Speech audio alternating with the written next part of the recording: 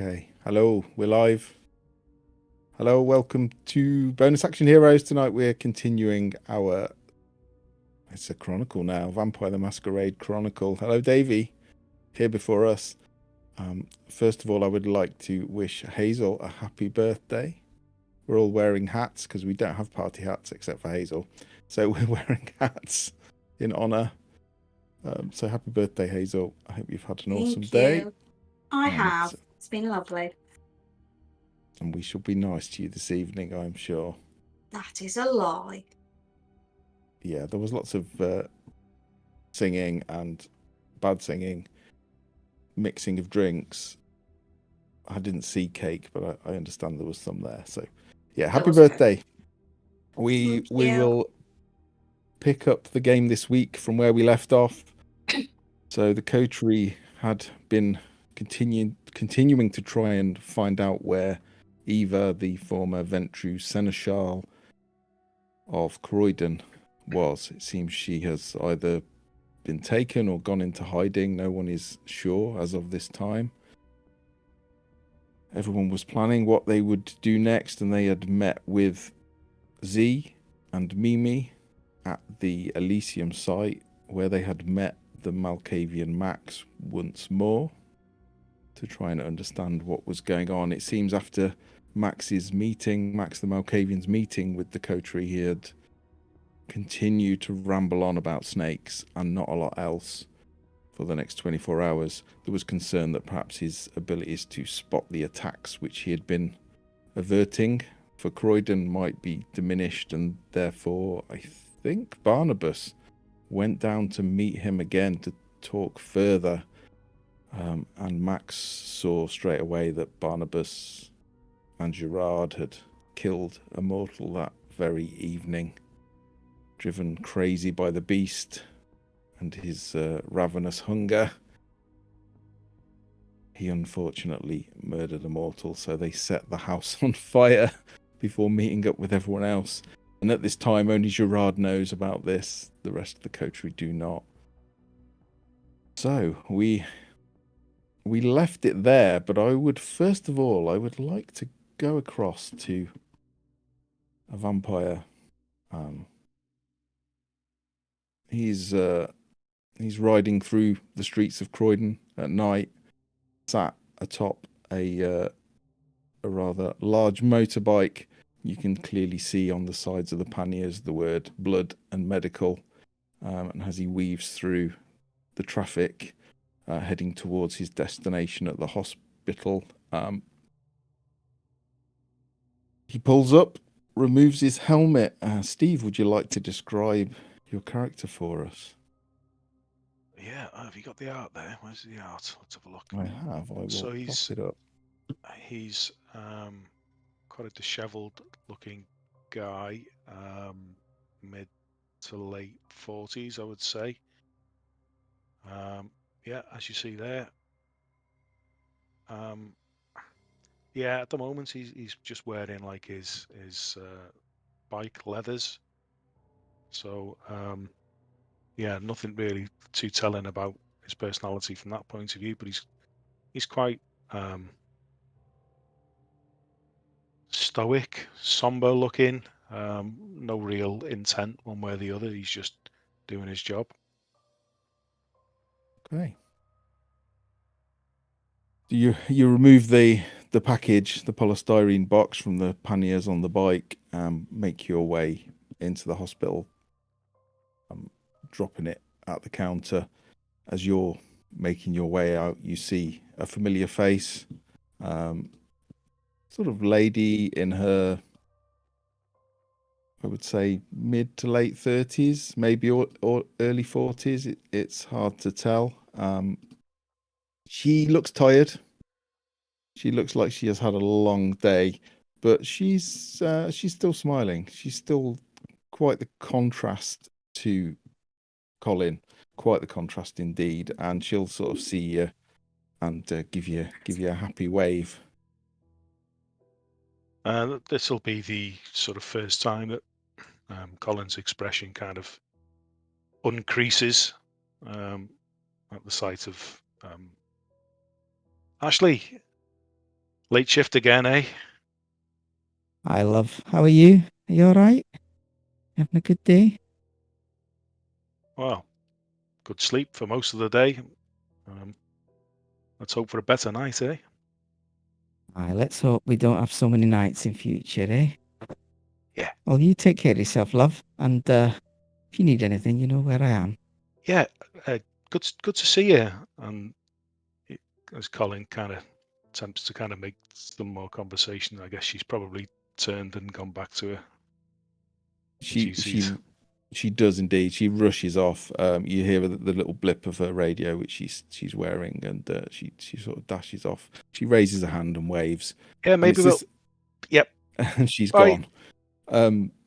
As you're having this and you turn to walk back to your motorcycle, you feel this pull, this strange mental tug at your mind, and it's odd and it's heavy and it's incredibly hard to ignore.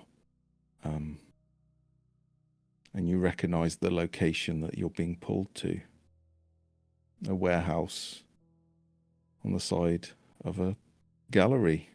A place you would know is the Elysium meeting point for the kindred of Croydon.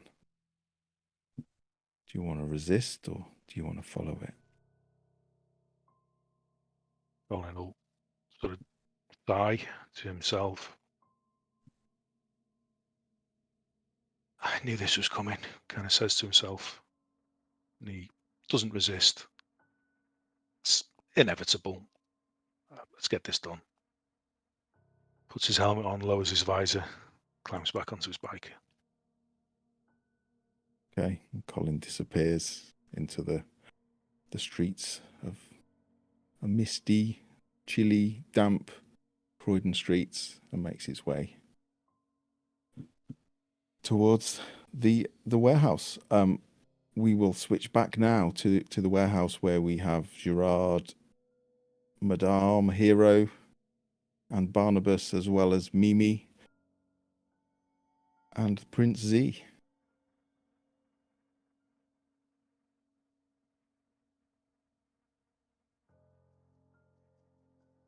I'm zoned out for a minute. What are we doing? We're in warehouse with Prince. What do we want to do? Have you told us, Barnabas? You reported back, didn't you? You would see Barnabas appear up the staircase after visiting Max a short time before. Yeah, he would reappear, and Hero would be with him. How do you get on?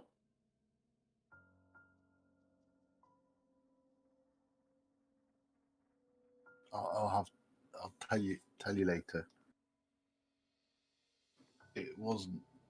I need time to unpack. It's traumatic. Being in there with him, he's much more agitated than when we saw him yesterday. Anything helpful to let us know where to go next, or is it off to the snake pit? Nothing. Nothing I can decipher right now.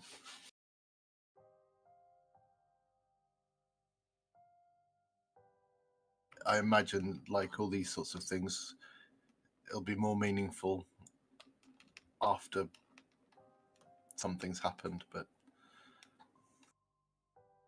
nothing makes sense now. On the way, I'll explain to you what he said. Do we need to do anything else here?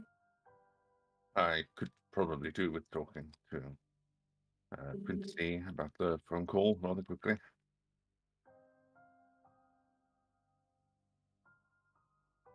Prince Z stood there with Mimi.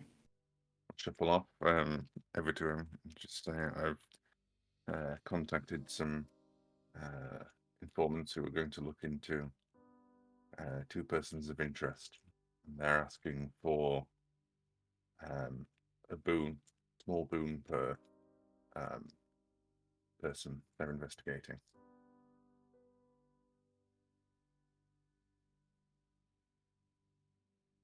Which is only two. It's less than you gave us for finding the finger bone. Whether I would rather you paid the boon, Gerard, but are you asking me to? Is that your favour paid back from me? Transferring it to them?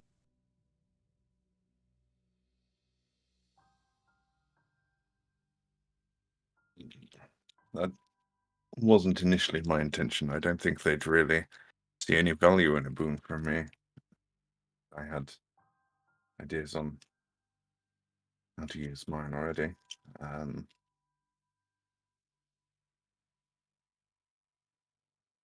But yes, why not? It seems we are in an awkward bit of situation. So Do you think these people will be able to find Eva and the other people you asked about? oh, I hope so. Otherwise I've wasted my boon.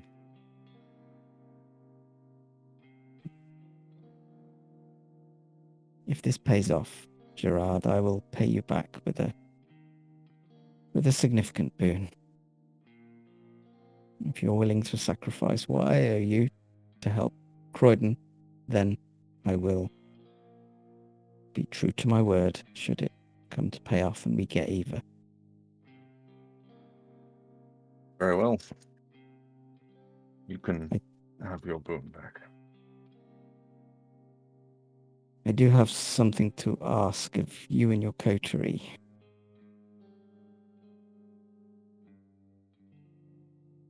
And Markov is sending, or has asked a Tremere to check in on us. Apparently this Tremere is some kind of expert in these kind of matters. May be able to help us with Max, may be able to help us with the other aspects. I would appreciate it if you could meet with him. Where will we find them? Rosewood, or will they meet us at the snake pit? I'm still nervous about the Rosewood. I appreciate your advice from the others of granting it to Lowther so that it stays in Von True hands and we keep him loyal, but I am still concerned that it may be compromised. If you think it's a safe place to meet, then please. I do not know how much we can trust this Tremere, but this Tremere is Camarilla, so we mustn't assume. Just be wary that Markov may have sent him to find out about Max for their own uses. Well, we'll meet him at the snake pit. I believe that's our next destination. Okay, Mimi, can you send a message to Markov through the secure channels? They'll meet him at the snake pit. So if you could pass him the address. I believe the Tremere's name was Caden. So yes, it would be appreciated.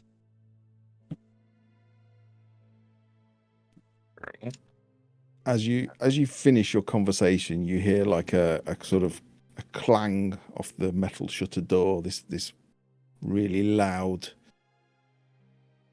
impact and a massive, and then another bang, and then another bang, and everyone stops and turns to see where this noise is coming from. Something has just hit the shutter door in the warehouse. You see Sarah, the gangrel that's sat up on a walkway. She's still absolutely silent, has not moved. She's still wearing sunglasses, and she just sits there silently and observes. But she does glance over to you all.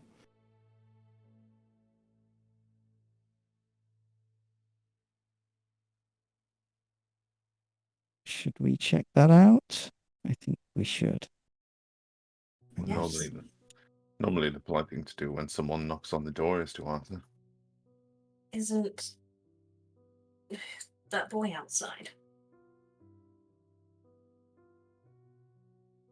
he was. Good point. Could someone get the door?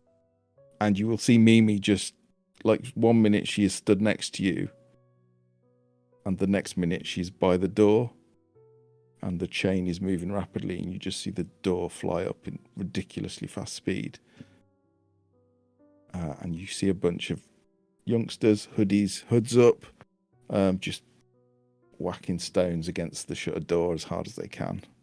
They see the door open and look a bit surprised that anyone's in there. And then turn and scarper.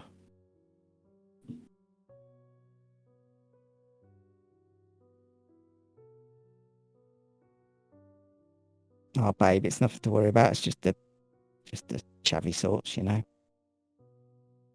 No problem. Hero's going to go to the doorway. He's going to lean out and just be like, "Oi, little shits! Show some respect. At least apologise." You see one of them turn and just like to stick the middle finger up at you, and then you see this little flash of something metallic and just flings it at your car, and you hear a dink. I full fucking pelt going after them at that. Okay, they're off out of the car park and start running off down the road. Yeah, you pursuing? Yeah, I'm gonna fucking have him. He touches my fucking car. Damn, I should have known that. I'd get you. Yes. It was so painfully obvious. Okay, they're pretty quick. They are pretty quick. So give me a athletics plus. I'll let you. Yeah, it's athletics plus strength, because it's just they're kids. They're about 15, 16. They're in their prime, and they're just. You can hear them laughing actually as they go, sprinting off down the road. Okay, so I'm just trying to get back into the game very quickly. Okay. What does everyone else want to do? I imagine Gerard's just stood in the door going, "Hi." Yeah, hopefully they didn't see me. And I don't think I'm really the best person to help Hero chase them down either. I'll whisper where Brannon will shoot off, flying after Hero. Okay. It's athletics plus strength and athletics. Yeah. Yeah.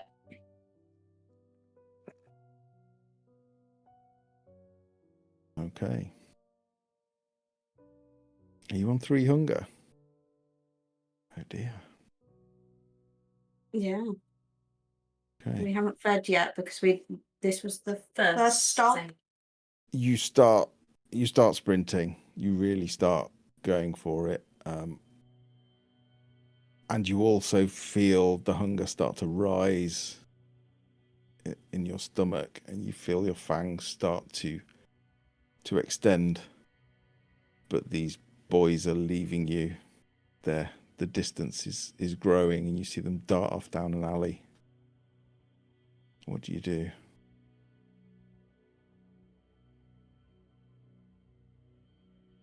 Why do they have to go after the fucking car? Of all the things, why the car? Because now I'm angry.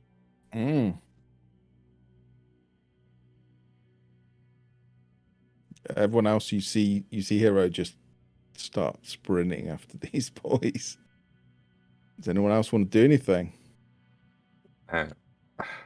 After the Hero's just being launched off down the way, Gerard will probably have a moment of going, "Oh fuck," and he'll probably like flip his hood up and then try and pull it a bit like around his face so it's slightly less obvious. Yeah. A little like that, Steve. And then he'll probably follow after Hero, but he won't try and like catch straight up with them. He'll probably try and keep a little bit back and just make sure he's not going to run off into any kind of trouble. Okay. Yeah. I'm hungry and I'm pissed. I'm going to go for Unseen Passage. Are you hungry? You do not understand my love for this car. Hero, you're not you when you're hungry. Don't snicker at that. Welcome Okay. to the Dad Club.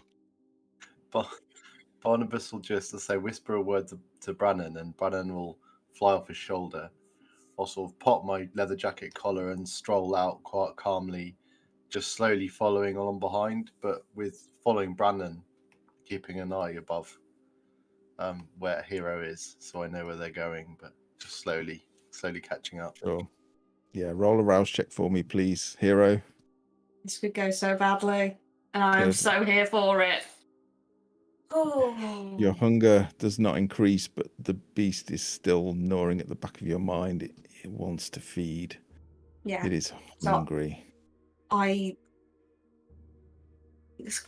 stop. Okay. I take a moment. I take a breath. I am so angry they are not getting away with this. How dare they? How dare they attack my pride and joy? So I step into the shadows, and now I'm hunting them. Okay. Well, shit the bed. Yeah, so roll. How are you hunting them? How do you want to go about this? You're silently stalking. I'm going for the idea that, like any stupid, foolish prey, they think they've got one up on me. So they have sprinted. They're not ready for cross country, so they're gonna find somewhere where they can stop and catch their breath. So I'm gonna keep going in the direction, but I'm counting on them thinking that I'm not following them. One person following a group of kids is not a good idea. So I'm going to let them come to a natural halt when they think they've lost me. But I'm going to try and keep eyes on them. Okay, so roll me subterfuge plus composure. Unless you want to nominate anything else. You're staying quiet. No, I think that's... Because it's not really... You don't need to roll stealth. You're unseen. But I've got to control myself You and do. not step out. So yeah, I think subterfuge using composure would be perfect. So let's try that. And let's hopefully not kill too many people. Yeah. You let them run off knowing that they'll probably stop as soon as you're out of sight. And you're right. They do. And as you turn the corner in this rundown industrial area, you see the three kids. One of them is sat on the bonnet of a car parked in the street. The other two are leaning on a street sign. You can sort of hear them going, that car was well shit. Can't believe got so mad about it. Just some like foreign rubbish. How dark is it at the moment? Yeah, there's street lighting, but it's dark. But it is the middle of the street. Enough shadow for me to get Oh, close enough and you be can. obscured if I step out of the unseen passage. Yeah, if you go to the other side of the road, you can stay in shadows quite easily. So I'll do that. I want to get as close to them as possible. Okay.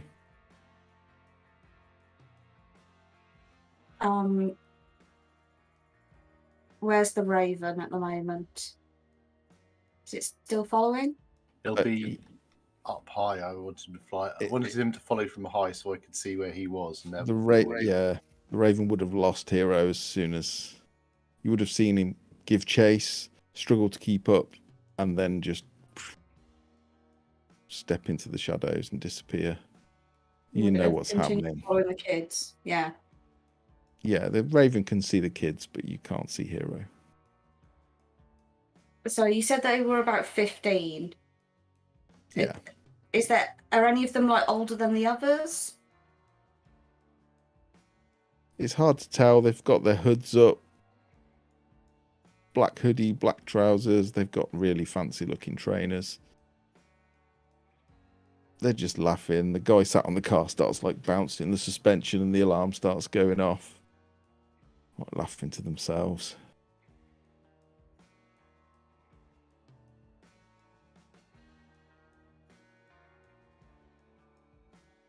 Okay, yeah. I'm gonna step out of the shadows. So I'm gonna try and get myself positioned so I'm behind the kid who's bouncing on the car, because that's just disrespectful. Okay. And I want to kind of step out of the shadows, make myself seen, walk straight up to them. So there's a good chance that the two who are leaning against the street sign are going to spot me first, because I want his reaction to their reaction first, because I'm hoping that he will turn to me being right in his face. Okay. So you're not being stealthy, you're just... No, I've stepped out. I'm pissed off. I'm Okay. having words. Yeah, you step out, you sort of make eye contact with the one that is facing you, and he looks a bit surprised. And looks at you and looks at the other two. And he nods, and they just turn round and sort of huddle together. You see one of them pull some flash of something metallic out of a pocket. Yeah, I wouldn't, mate. You're on your own now. Speaking of, where's Gerard in all of this? Well, Gerard, you want to try and find him. Yeah. How you searching? You kind of saw which direction he ran, so I would say investigation plus wits, probably, because you're in a rush. You're trying That's fair. chase after him. Okay. Yeah, you'll make your way there, and you just come to the corner of this alleyway just in time to see Hero step out of the shadows, and these three kids just turn, and one of them you see a flash of metal. It's probably a knife. Be a moment of just, oh fuck, not again. I don't want to do this twice in one night. Is it a big knife? Or is it a little knife? It's big enough. It's probably like 4 or 5 inches. I'm never quite sure how big that is. Yeah, Thank you, yeah, Steve. it's that big. Yeah, thanks, Steve. Okay. You call that a knife? You call that a spoon?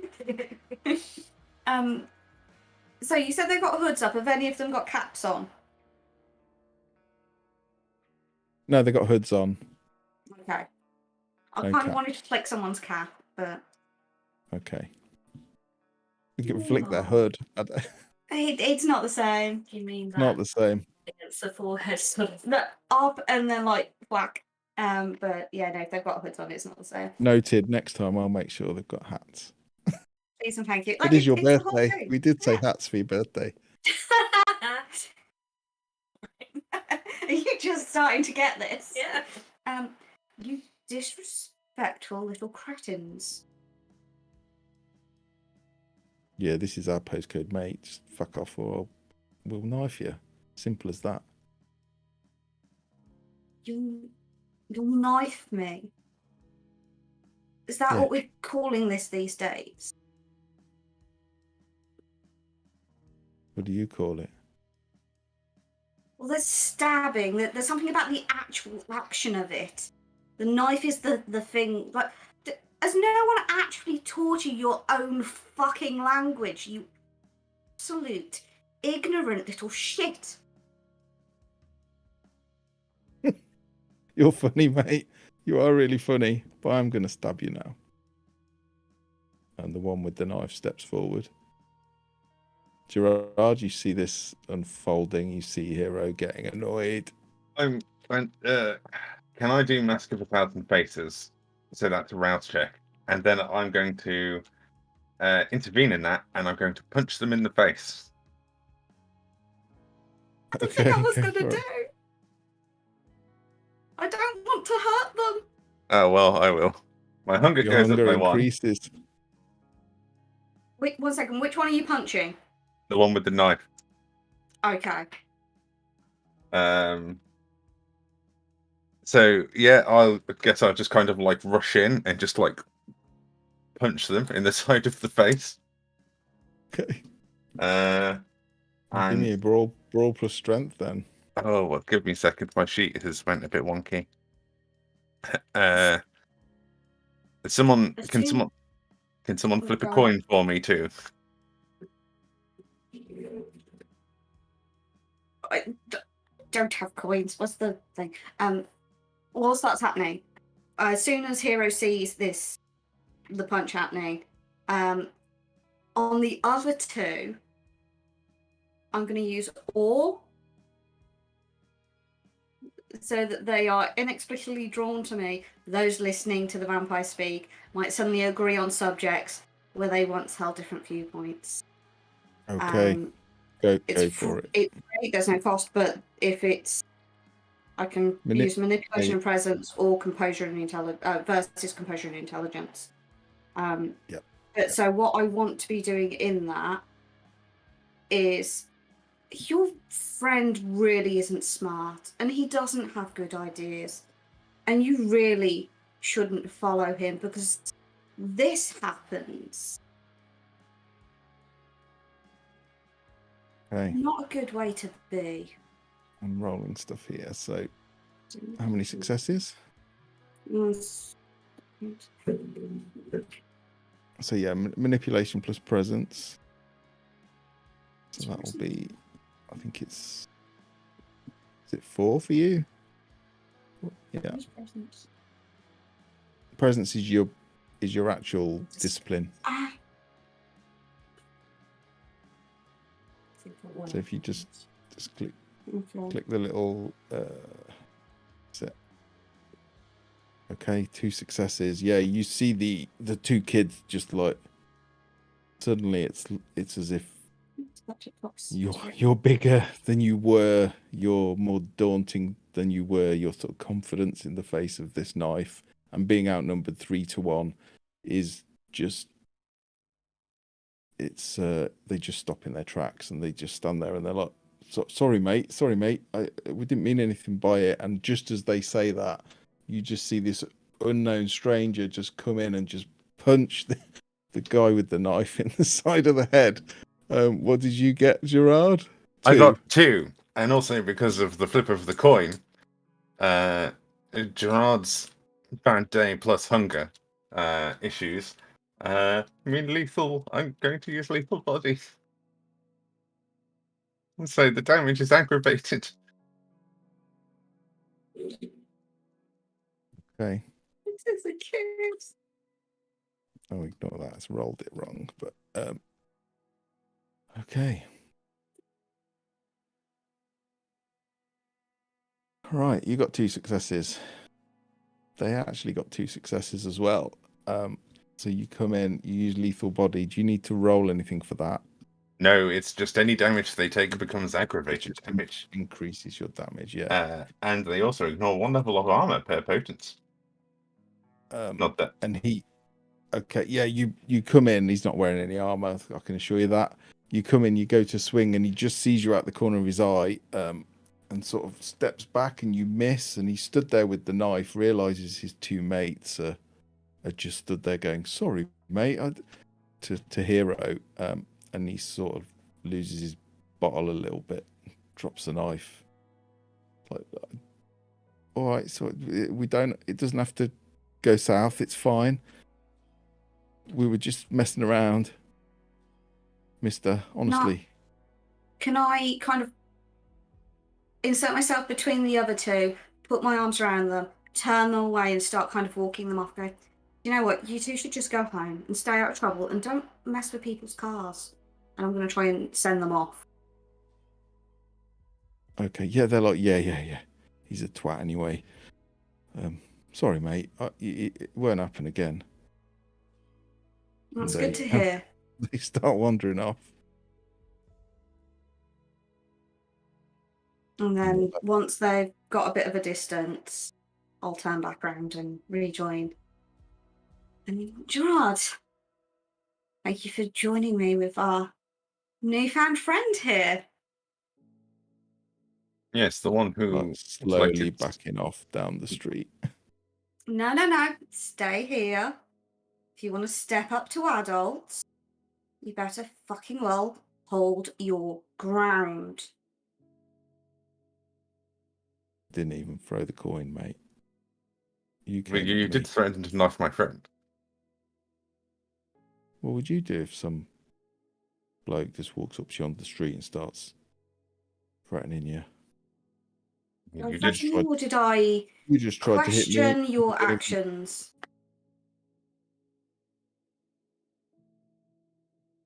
Just having a laugh. It's an old heap By anyway. threatening to knife people? Only because you came at us. I walked up to you.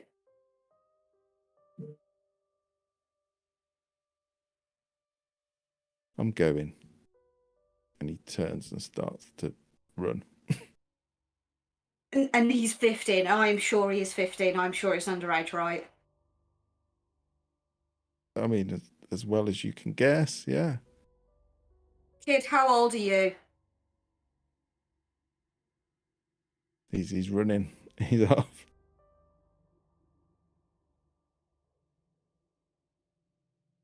You're going to chase him down again. He's a kid. I don't want to eat him. But I'm going to eat you. Tom, you burn down houses. Like, I am not trusting your moral compass. I'm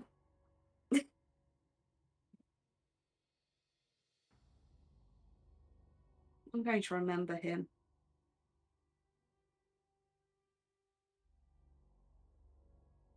Gerard, we should probably go and find some food. Well, I'm in agreement now. I started off the day rather fine, but I do have quite a thirst after having to try and chase you down. You didn't have to chase me down, but I do appreciate the effort. Oh, there's a lot of weird shit going on. I didn't know if you were going to run into some Inquisition or anything. The motion I sense. was quite interested in seeing if they were attracting our attention for a reason. And with that, can I actually just look around and just make sure that there's no one else in this street? Okay, roll wits plus awareness.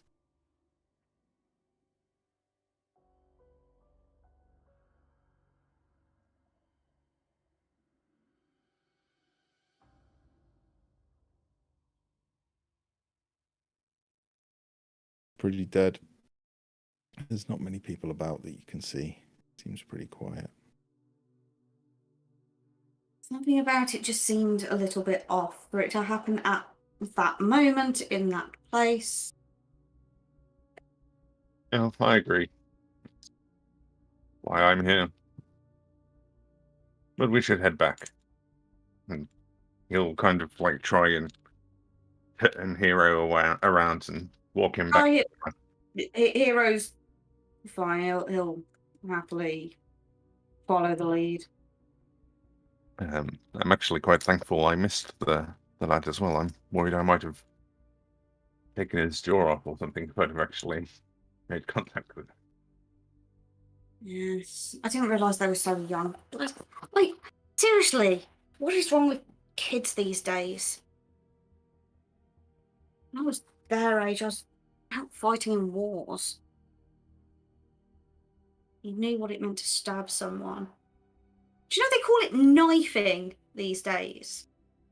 So I have heard people calling it knifing. Why?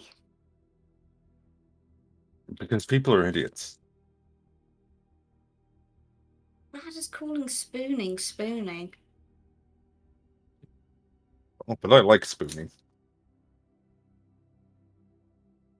You can like the action, but it's a stupid word. And we'll head back.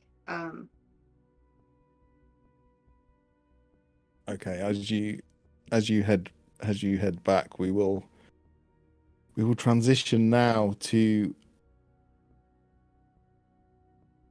a black car driving through the streets of Croydon. There's a slight mist in the air. There's no wind. It's damp and chilly.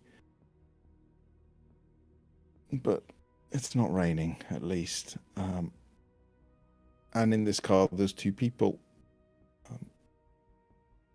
And one of which is Caden, a young Tremere. Nick, do you want to describe your character to us? Yes. What you see is a skinny, fairly short man. Shortish, not too short. He has what seems to be a very gaunt and calm face, but his eyes look very intense. Kind of a light brown skin tone, and he's dressed very to the nines. Almost like a lawyer, maybe, but you can see some of his tattoos creeping out on his hands. He walks with a certain confidence, but also he seems very much aware of his surroundings and cautious. Okay. In the other seat of the vehicle is a woman, a mortal woman, in fact. She has long red hair, very light makeup, quite provocatively dressed, and she's driving Caden towards his destination. So, Sorry, the voice thing's just popped on. where do we need to drop you? I have no idea what the actual address is. Let me have a look in my phone. I think it might be just around the corner from here. So yeah, you will have in your phone as you look at it, as is always the way with these communications, everyone's very careful. So you know that the text message is from Prince Markov, but it doesn't state that. There's nothing in there other than an address. And you see the address is weirdly is of a warehouse. Kind of odd location in Croydon. You know it. Kind of dilapidated. Nothing's there as far as you're aware, but Markov is certain that this is the place you need to be. And you relate. I think it might be the warehouse. No problem. I mean, will you be all night, or can we go out, if you know what I mean? No, I would keep quiet for the rest of the week. I wouldn't want to mix things up. This seems like an important case, and any further complications could draw attention our way. Go to work and keep the knives to yourself. Yeah. I mean, I don't want to damage your work, darling, you know that, but girl has to play. I have to have my hobbies. Yeah, You don't have to be involved. I'll clean up this time. Well, I will get involved eventually, won't I? Well, don't forget me while you're... I'm just asking you for just a little bit of space this week to do my work, and then we can get back on this next week. If I can just have, just takes a deep breath and calms himself, and try to bring his voice back into more of a persuasion tone rather than frustration tone. Because it puts his hand on her hand, which is on the wheel, and it says, 2 or 3 nights, I promise. And then we can do this together, we can do it right, and you won't have to worry about anything. please. Okay. 3 nights, at the most. Preferably sooner. We'll get it all sorted. Yeah, Okay, well, have a- there's the warehouse. Do you want me to pull up or drop you around the corner, or? No. These people cannot see you. Oh, Better if nobody knows you exist. you're not seeing someone else, are you? Again, deep breath. That wouldn't be very safe for them, would it? No. That's why I'm checking. Mm. Okay, then. She sort of pulls up, leans across, kisses you on the cheek, You're so cold. and sits back up and waits for you to exit the car. He leaves the car, and as soon as she drives off and she can't see him anymore, just has a bit of like punching in the air and just biting his own hand, and takes another deep breath, tries to find peace within himself, and tries to think back to the details of the case. So if you can let me know what he knows, Matt, and what he's been told to look for. Sure. There is some stuff. Should be some stuff in the journals. You should find a brief called Okay. Caden's Brief. Okay. I don't want to reveal too much. No, it's fine. I'll find that. But there's a bit of a summary in there which you'll be able to see. But yeah, Markov has effectively, you had a conversation with him prior to the text message, and he asked you to go to Croydon and assist. He did inform you that Croydon has a Malkavian with powers of premonition that Markov has never experienced before and never seen before.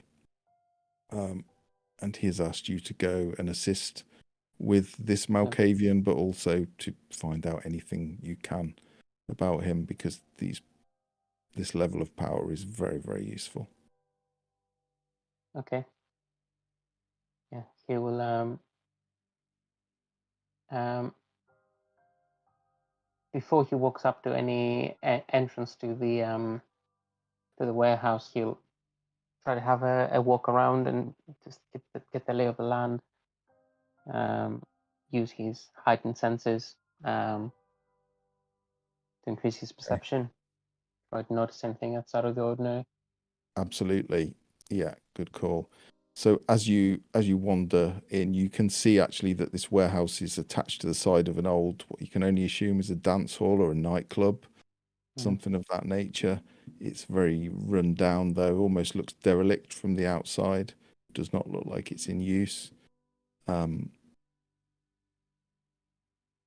indeed, you can see the shutters are open. You can see a number of figures stood looking out. As you're doing this, a motorcycle goes past with blood bike written on the side of it. High vis heads into the car park of this warehouse as well. And indeed, with your heightened senses, you can see 2 people walking down the road towards the warehouse. One is Japanese man, quite young looking. The other is very generic looking, but with your heightened senses, you would instantly know that neither of these people have a heartbeat. I see. Right. I'll show you pictures. So, young Japanese man, quite fashionably dressed, quite young looking, and then a generic man stood next to him. Okay. Caden will casually walk up towards the direction, but try to make it look like he's not actually walking towards the direction. He's looking randomly there. And then as he gets a little bit closer,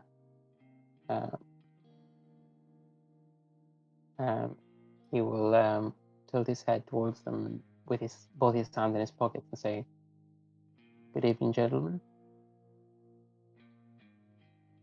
And as you say that, The guy on the motorcycle will remove his helmet. Over to you all.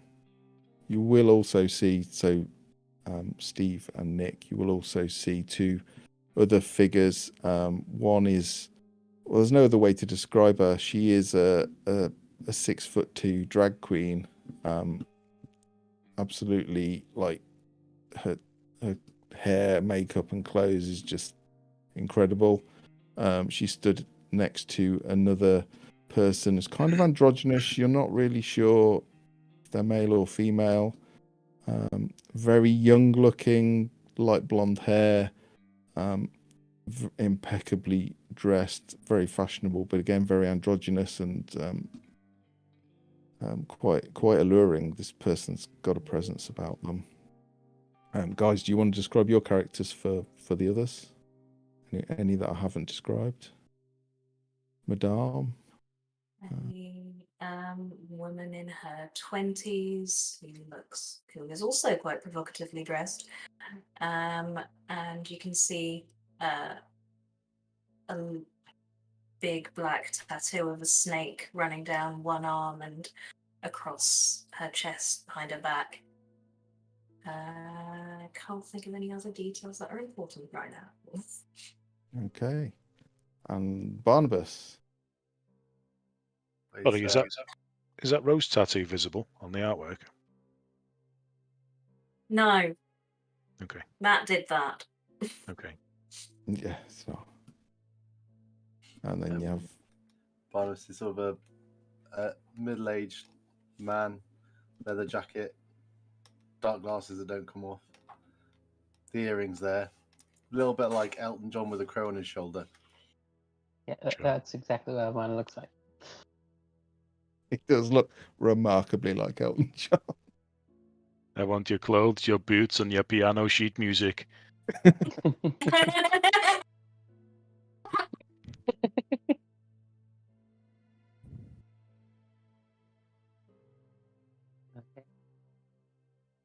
You will, yeah. Do we see these two, the one on the motorbike and the gentleman You would nicely indeed. dressed approaching? Before we get to this point, did the car that dropped off Caden, did that pass Hero and Gerard, or did that go the other way? You probably would have seen it pulled up with this chap getting out, but then it drove off. Yeah. And it They went didn't opposite, shoot. so I went. Okay. I was just So going to try and Well, pay they attention might to have what saw was in. something. Colin, this person, this kind of quite beautiful androgynous person is who called you, and you recognise them, but you're not. You've seen them before somewhere, but you're not sure who they are.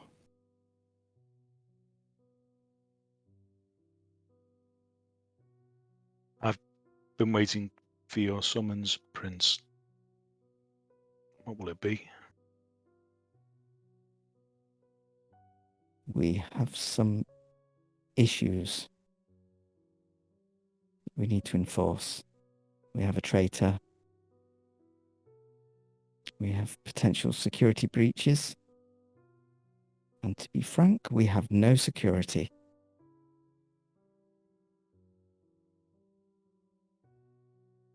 And shakes his head. Why?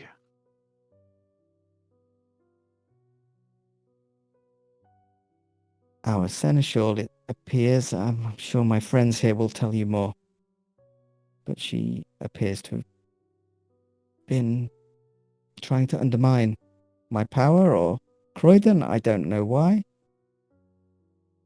She's murdered a number of kindred, and now she has disappeared. So we need to find her.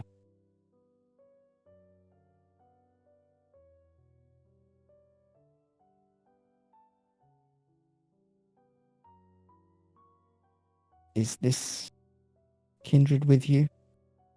She gestures at Caden. With me? No, I thought he was yours. No. Who are you, young man?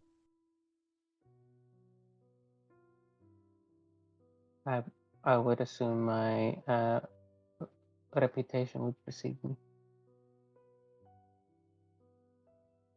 I see what you mean about security.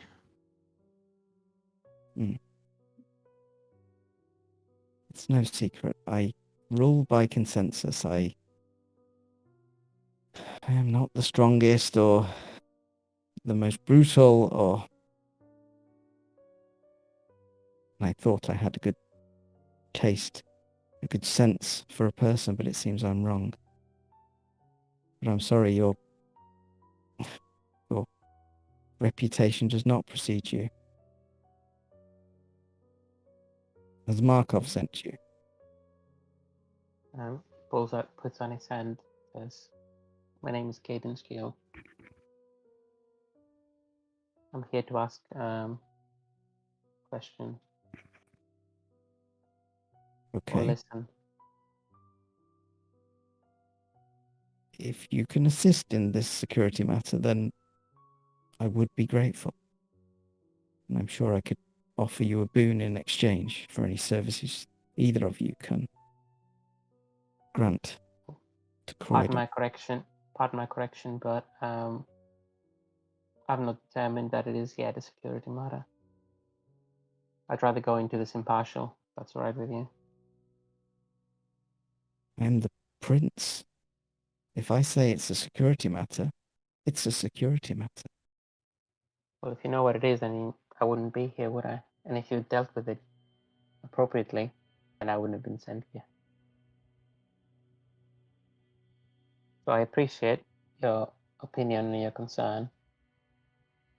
I'd like to form my own opinion of the situation, if that's all right with you. To your service, after all. You were talking to the Prince of Croydon, and we are telling you that there is a security matter. Are you just here for the security of Warwickshire? Because then I don't know how welcome or useful you are. I What don't she know. said. I don't know if I'm welcome, but I can assure you I will be useful. Unless you resist my ways. In which case, I'm afraid I can't help you.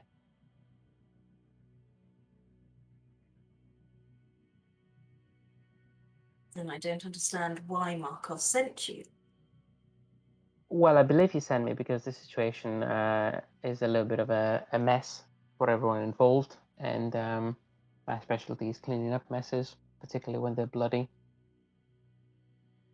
You see Mimi Thirst, the 6'2" drag queen. She just turns to you, Madame, and says, He's not wrong. It's a right mess.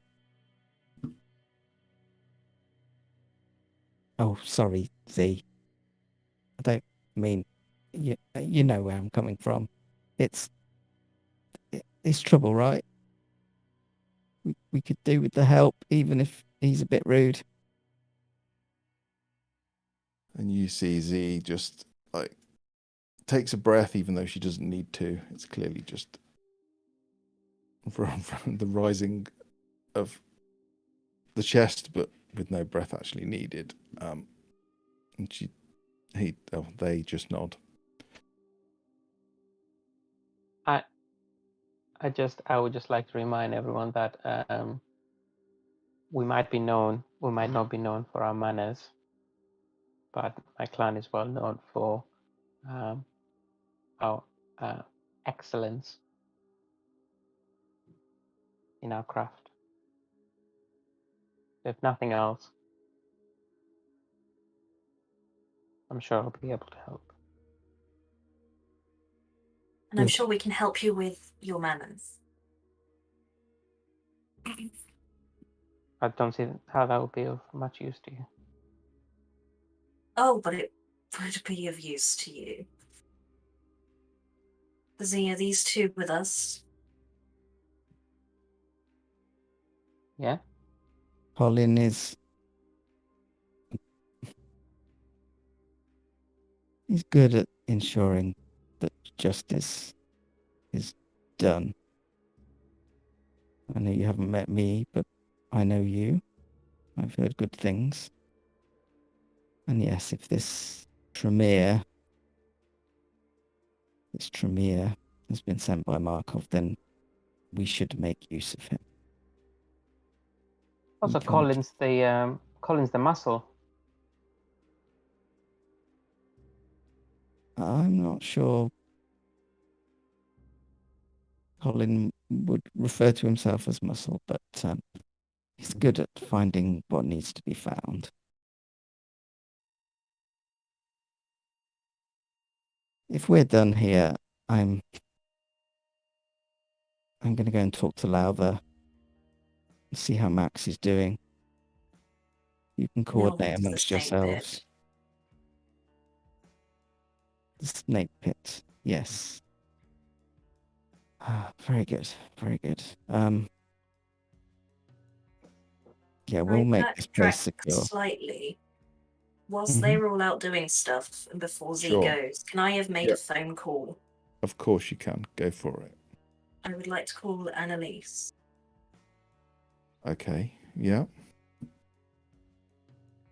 And Okay. if they pick up, I will ask, have you seen or heard from Eva recently? Madame, all right?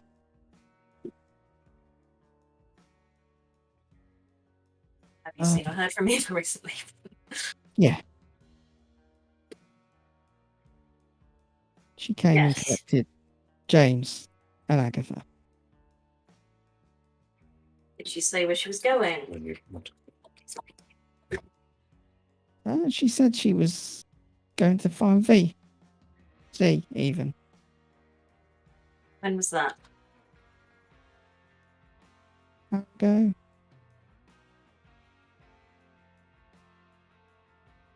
Sorry, I didn't catch that. Yeah, about an hour. Okay, and what were your instructions from her? I said I wasn't choosing sides. Well, now might be the time to choose. If you would like to be seen in a good light by the right people, I think you could be of use down at the warehouse. How many times have I had to tell you that I speak truth to power? I don't grovel to it. Colin will be notedly looking at his stainless steel wristwatch and glancing up at you occasionally.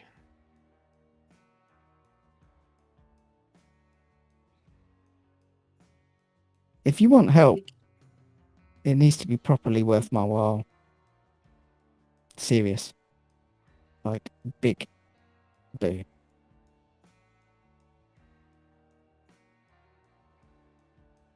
This is for you, not for me. And for the general security of Croydon. Croydon's doomed. Seriously, babe, I don't know why you're still looking after this place. It's screwed. Is that really what you think? Yeah. I know what's coming. Then I recommend you get out, and I will hang up the phone. Okay. Well, Annalise is not going to be helping out. Apologies.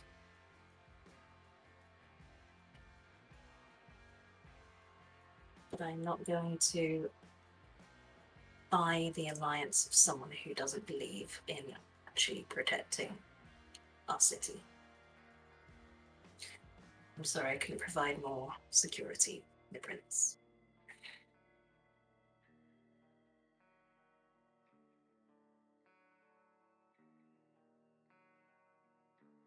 You'll see Z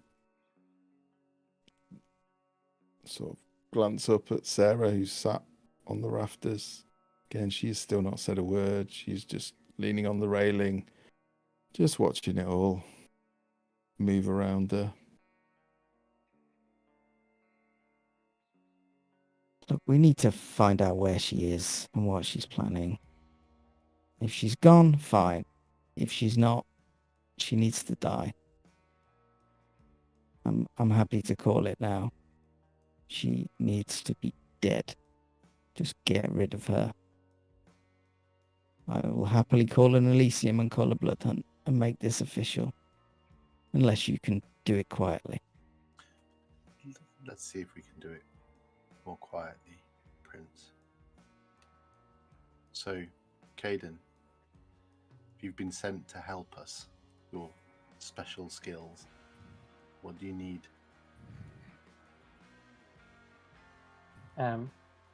I'll start with information.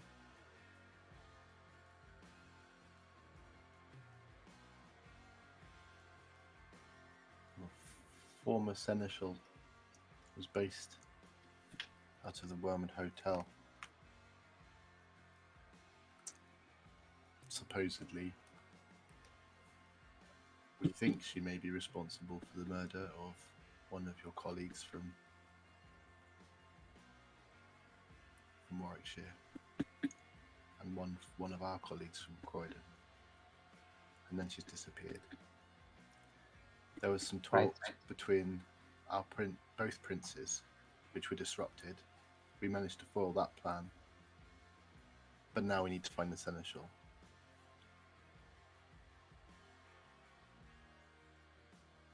I see.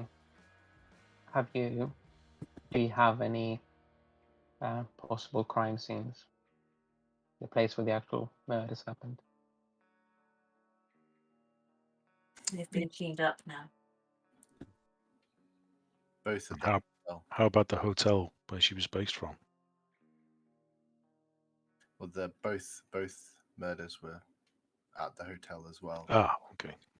So we could head there on force. The reason we haven't been there already is we weren't sure the loyalties of the people there.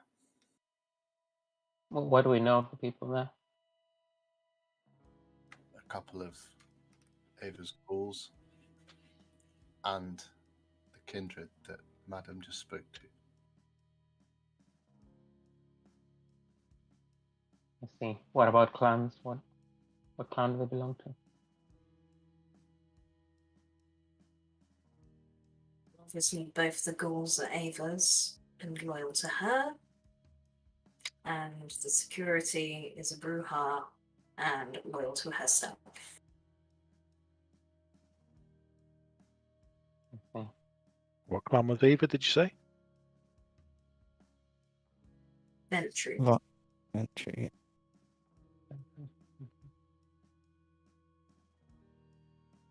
Right, so power hungry, usually cocky, obnoxious, they'll respond to compliments, they'll respond to respect. She was very confident from what I saw of her, but I would be careful about assuming too much. Just knowing the kindred sireship.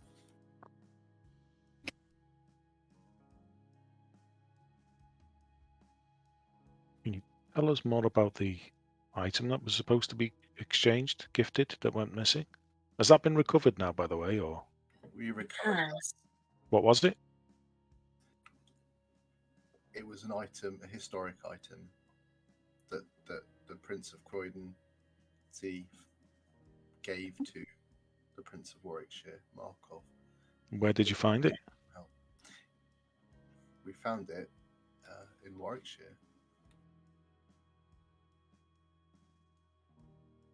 It was taken by a rogue element in Warwickshire with Ava's support. Both the rogue element in Warwickshire has been dealt with. We just need to tie up the loose end here.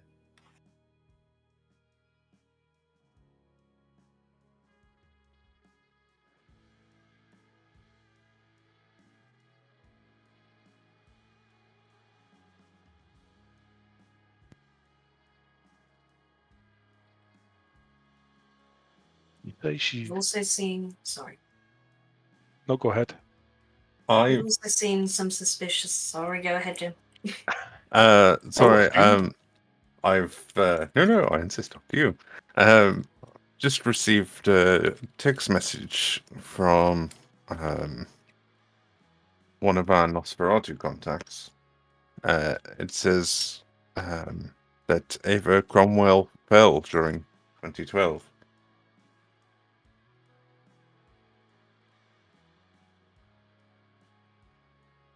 So who has been your seneschal, Prince?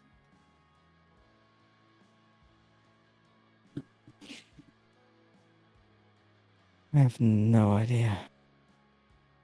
I have no idea. Gerard, is it? Moved and out. I was just going to say, you can make the text bigger. I'll just show you. Never mind. Another time.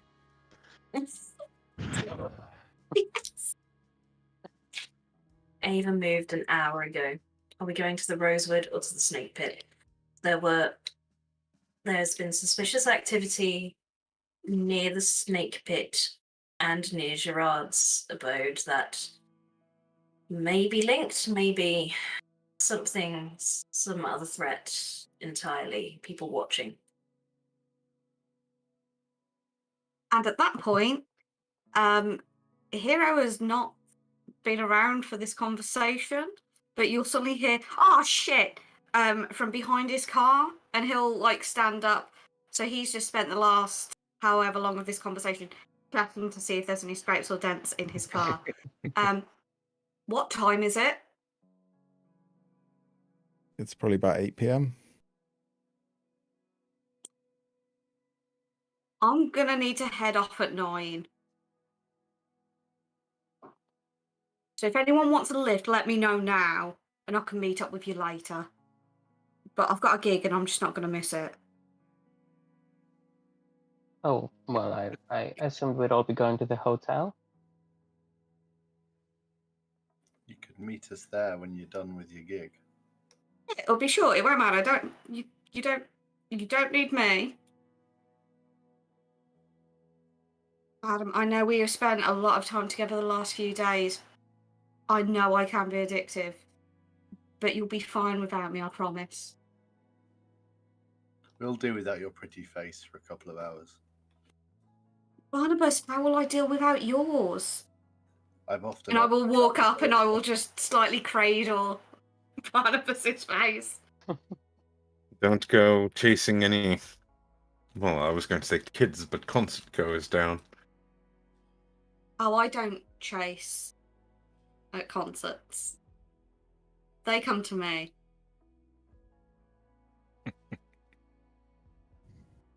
So, does anyone need a lift? And pretty much he's just looking at Madam with that. I wouldn't mind traversing through a method that isn't the sewers, considering the motion sensors. Out of game, I can feel the Madam rage radiating. There's a heat coming from. Yeah.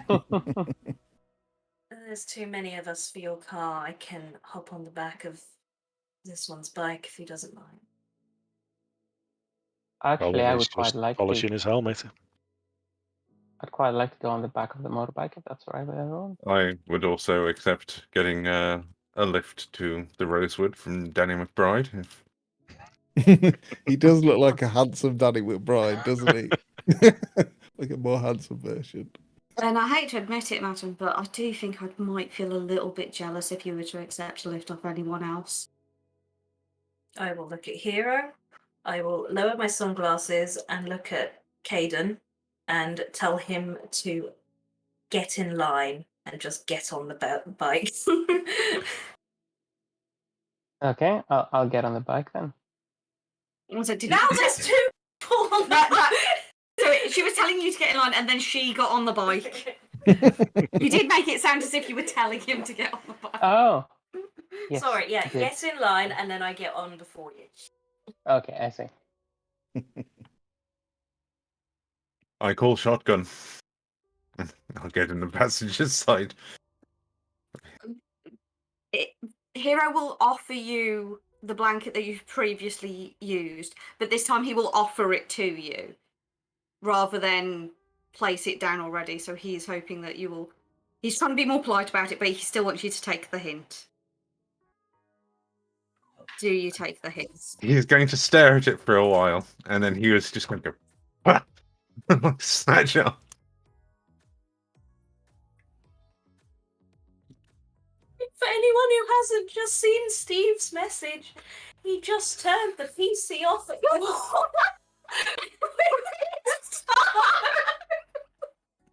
Playing footsie with a plug socket. He takes your chances. He just disappears. Steve is the chaotic element of the group that I do miss when he's not here. Steve is a delightful twat. I don't know how he manages. But yeah, so I'll hand the blanket to Gerard, and if Gerard doesn't act as if he is going to place it down, I will just go, please. The moment you offer it out, he will stare at it for a second, and then he'll just snatch it off you. In like a very obvious, like, I am insulted, but I will still do this. It's more your shoes. There's rat shit on them. It happens when you're... I know. If you could just not get it in my car, that's all. And I'm sorry about the jokes about you being dusty. Steve, you're such a knobhead. Well, I mean, yes, I am. And I've got my iPad set up next to us, so we just saw the message come in. We're like, what? oh look, I mean, I could have tried and styled it out and said, no, power cut, or I'm just being honest and open with you guys. We appreciate that. We love it. We had to relay it to the whole of the internet. Well, yeah, of course. Yeah. I expected nothing less. Okay, Anyway, he's on the back of my bike. I think Madame is. I think. I'm not sure. I'm not sure either. Where am I actually dropping people? And I'll look around and hope that someone answers me. Hotel. Rosewood. Wormwood. Why do they call it Wormwood? Can I get to the Rosewood and back to whichever bar I am booked in for by 10 o'clock? Sure. Okay. As everyone's getting into the hero's car, I'll just hang behind a second. I just want to ask the Prince a question. Just sort of quietly. Prince, you told us that Ava introduced you to Max, and Max before the fall.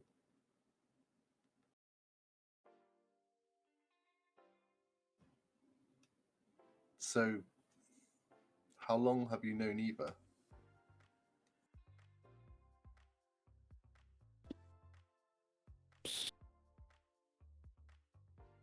Six, 7 years? Why? I'm just curious. See how I mean, I knew of Max, but he wasn't resident here. Okay. And she assured me she'd known him for a long time. How were you and Eva introduced? Good question. Lowther introduced me to Eva. Ventru, they're very concerned about bloodlines, and they all believe they've got a right to be in power and such. Lowther's somewhat different. He doesn't seem quite so obsessed with ruling, or perhaps he doesn't think Croydon's worth ruling. But yes, he introduced me to Ava 6-7 years ago, I would say. So after the fall. Yeah, a few years after the fall. Did you know Lowther before the fall? I've known of Lowther for probably 100 years or more. I mean, to be frank, I'm surprised Lowther didn't decide to be Prince. He's older than me by a long way. Did Lowther know Max before? You would have to ask Lowther that. I don't know.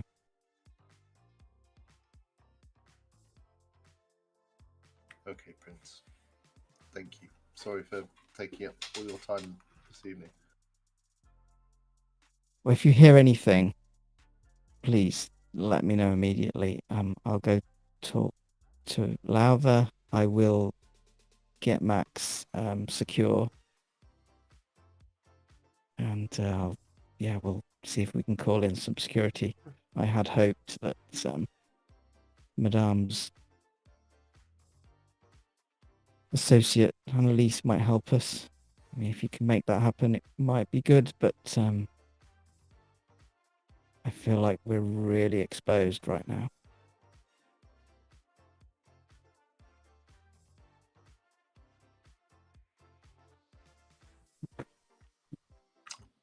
If they're at the hotel, I can try to speak with them.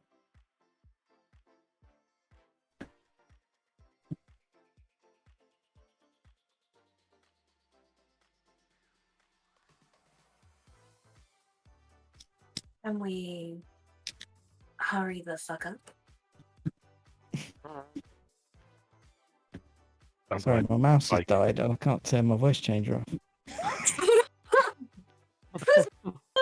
We are a really professional unit. It's just all going wrong What a tonight. unit, yeah. Isn't that your normal voice, Matt? Yeah, it's my normal voice. I'm gonna have to use normal voice for the rest of the night. No, I'll just go and I'll grab some batteries. I'll roleplay amongst yourself. Disaster. Well, I can't get back into the game. Ask Jim, that conversation you had with the prince earlier about boons, could anyone overhear it, or was it quiet? Gerard would have been pretty open about it. Yeah, of course you would. Good to know. I don't really do subtle, do I?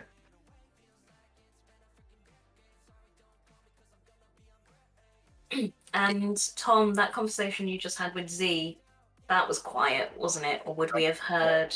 I was trying to do it because I mentioned Max. I was trying to do it while everyone else was just me, Princey, and the drag queen, Mimi. Mimi. Fabulous Mimi. I can't forget. That. Is it just me, or when Scatman came in and put his headphones in, it looked like he was about to start DJing for us? So the thing is, you say Scatman, then all I can think of is Scatman John, and it does not go well in my head. Oh, I like Scatman John. I haven't listened to his music for a long time. Nah, it's not good. Steve, there's something else. Like, I've kept so much in whilst you were trying to RP. Steve, can you put your hat on again?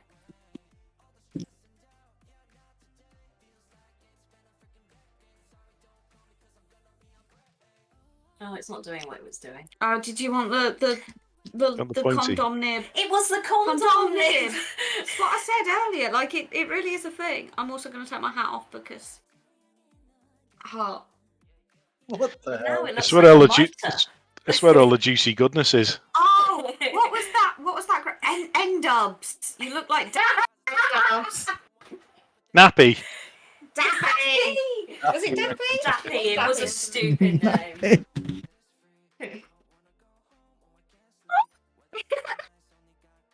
That's a sound I was not expecting. I'm trying. Give me a second. Right. This is my new voice now, honestly. He's turned the voice changer on.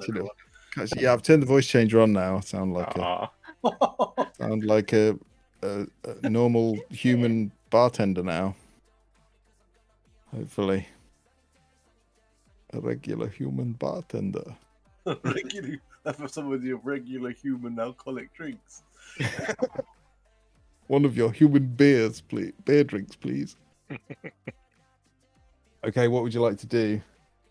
So Hero, you... Yeah. I'm going to get Gerard, Barnabas, and Hayden. I'm going to let him in my car. It hurts me. I don't know him. I don't trust him, but I will let him in my car. Okay. I need to trust him. And if possible, I will drop them off at the hotel, and then I will head to my gig because the music, it calls to me. Sure. Okay, you drop them off. The Rosewood is a very grand hotel. It is, yeah, it's beautiful. It's also being blocked by Gerard at the moment. Hang on, I'll just turn his picture off. You can't ignore me. You can't ignore him now, even when he's obfuscated. It's high-end stuff for those who haven't been there before. Easily £500-600 a night, probably for the basic rooms. But they're not basic. But rather interestingly, it appears to be dark. There are no lights on.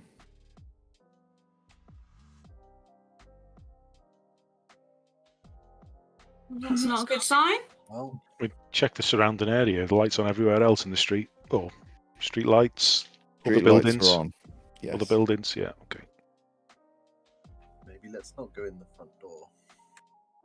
Head to the fire escape that we went in with, that Gerard went in last time. Yeah, I can't exactly go through the front door regardless. Can I go to the front door and see if there's any notices on it? Sure. Yeah, you go up to the front door, and there is a sign printed on very fine card, gold ink, and it just says the Rosewood is closed for refurbishment. Sorry for any inconvenience.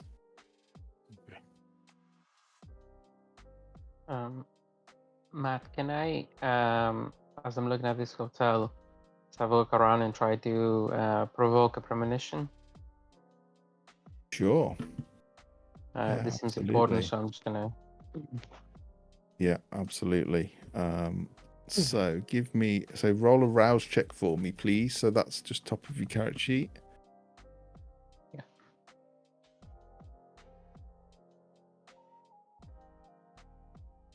Okay, your hunger increases. I'll do that for you. Your hunger increases as you tap into.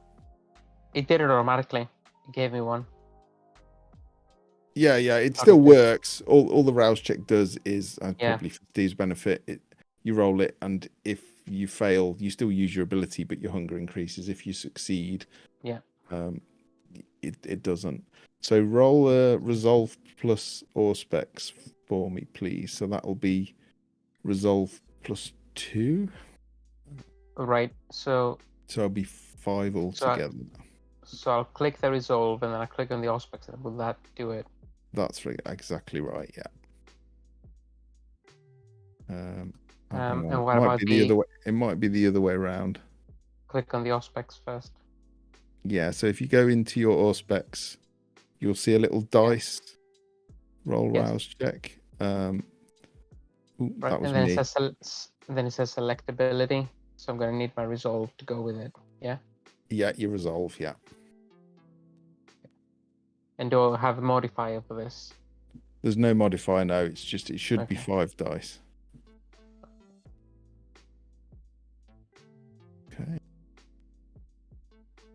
Okay. You try to focus your mind and sort through the thoughts that pass through your mind, the ones that you know probably aren't your own. But you almost feel like you're being blocked, and you just get a flash for the briefest second of a really plush office and a chair bleeding. Okay. It's like a slash in a chair, and there's blood seeping out of it, and then it's gone. Whatever it is really hard to see. Whether there's some sort of ward or something that's blocking you can't be sure. Okay. Yeah.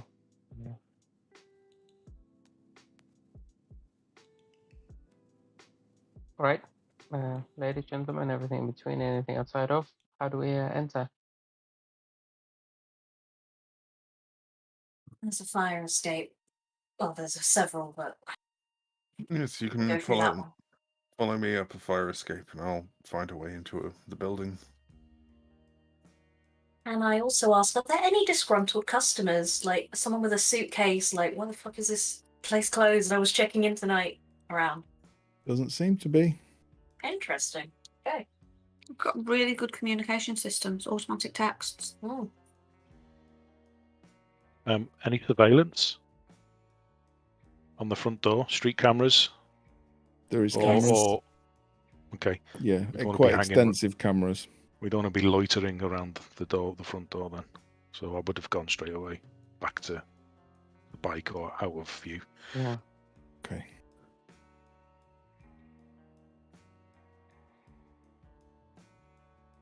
I'll head up a fire escape and find a little window, and if it's not unlocked, use my very long and pointy fingernails to try and pop a little window open. It is locked. Don't think Well. a 5-star hotel would have unlocked windows. Well, I could dream. You could. You can do, if you're trying to just force it open, larceny plus strength. If you're trying to be a bit more cautious, larceny plus dex. Okay, I also have a specialty in breaking in. I don't know what that does. Gives you an extra dice. So it gives you a modifier of 1. To be honest, with your scores, you don't need to roll. You've got enough dice there to beat the difficulty. 4 successes, yeah, that's enough. It's quite secure, but for your experienced hand, not at all. You managed to slide something in, pop the latch, and just slide it up and gain access. And you also pick a point where you don't think there's any cameras. Right, windows open. In we go. Who's going in? Well, I'll go in first. Follow. Okay. Anyone else? Yeah, I'll go in. There's no cameras on the fire escape. No. Motion sensors? Not that you can see, no. Okay, yeah. Once you look inside, the majority of the surveillance seems to be outward facing. And you would know from your experience that that's kind of normal for a lot of kindred because they don't want anyone getting hold of too much footage from inside a kindred held place. So anywhere that the vampires operate is probably not surveilled as much. As you step into this room, the weird smell in here, it's a kind of odd.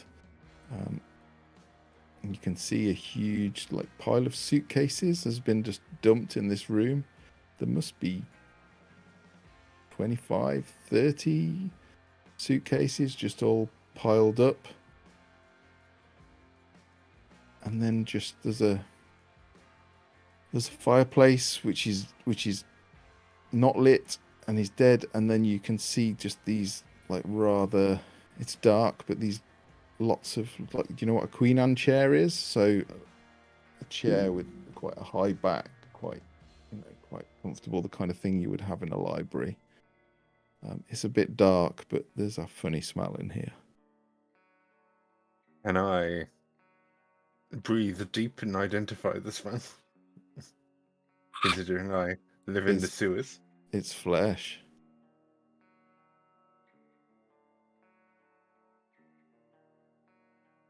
Well, I'm going to go and poke my head and to see if there's anyone in the chair. Okay, there's quite a few of these chairs. Well, I'm going to poke my head and see if there's anyone in any of them. It's dark. It's hard to make out. They look leather, but they look like they haven't been tanned. They're quite pale. And as you lean in close to sort of smell, you realise you're looking at a face. Seems that Guine has been making chairs for the hotel. And it blinks. Oh. Fuck off. The chair? Matthew, why did you do that? because he can. What's wrong with you? Is it that the chair is made out of flesh and it's got the face within it, or is it just that the body is just? You need to have a look. If I'm you not want. there. Oh, you're not there. Can somebody turn the light on so I can? Yep, Do you Kaden not will have, go like, and turn the light on. Eyes of the beast or anything? No. Or a torch? Davey knows what's going down. I know what's going down. I'll turn the light on. As you turn the light on, you see probably half a dozen of these chairs, and they literally look like someone has somehow sculpted human beings. So the legs at the front are actually feet. The legs at the back of these chairs are actually the hands. And the torso has been sort of twisted and warped. And then the neck has been extended and stretched. And yeah, there's literally, you can see bones protruding out of some of them. They all have faces, and some of them are gently moving as if they're alive. You will notice that Caden's face is just almost has a bit of a chuckle, but he's not particularly disturbed by it. Interesting. Would He'll just- Would I recognise this clan? You probably would have heard rumours of, a certain clan being able to sculpt flesh like clay. Matt, we never discussed if I had any kind of equipment, starting equipment, gear, weapons. I think you actually have in your background. You've got a pistol and a rifle or a shotgun, depending on what you wanted to have. So, yeah. So you can have a pistol and a shotgun or a rifle, whatever you prefer. Rifle might be a bit harder to carry on a bike without it being obvious. And I shotgun. Quickly inquire as to, do any of the people chairs look familiar? I mean, any resemblance to whoever they were is long gone. Long gone. Very hard to recognise. There is little tufts of hair in places. You can see the odd tattoo. But it's very hard to recognise it as a person now. We weren't aware of any Samitsi living in Croydon. No.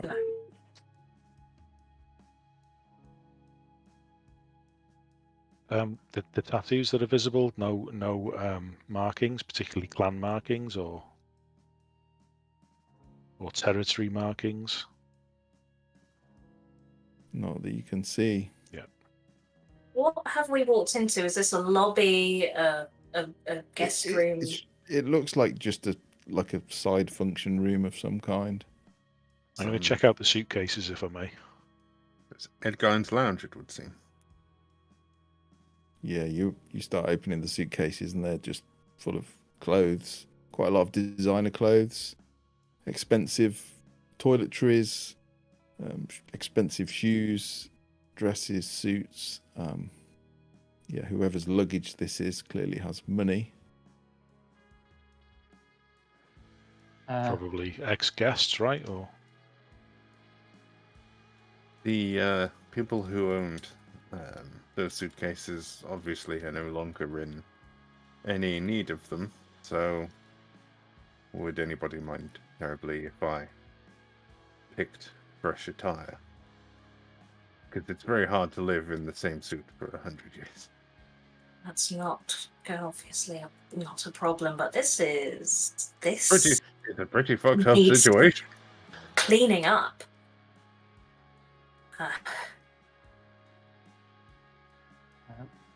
Matt, if I do a thorough search of the bodies that have been turned into chairs, would I be able to, either with my knowledge of the occult or my forensic biology knowledge, Sure.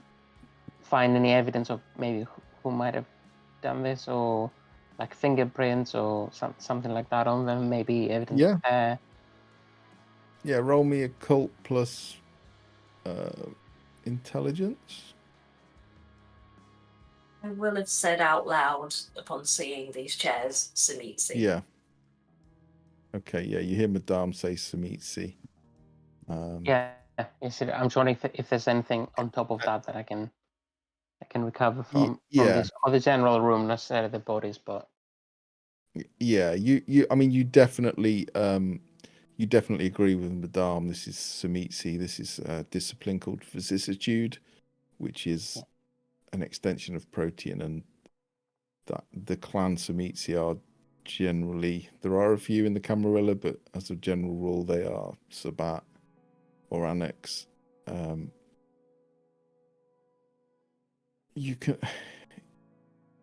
You have a look around, and it's hard to say, but looking at it, you can tell that these have been done quickly. There isn't a great deal of care. You find a few key cards lying around. It almost feels, from what you can see, that they have literally, anyone that was staying here, they have moved them in here and done things to them, and then dumped their luggage just to get them out of the way. It was clearly easier than kicking them out or closing the hotel. Or they're just horrible. But yeah, it's very rushed, very deliberate, and quite cruel. Are there any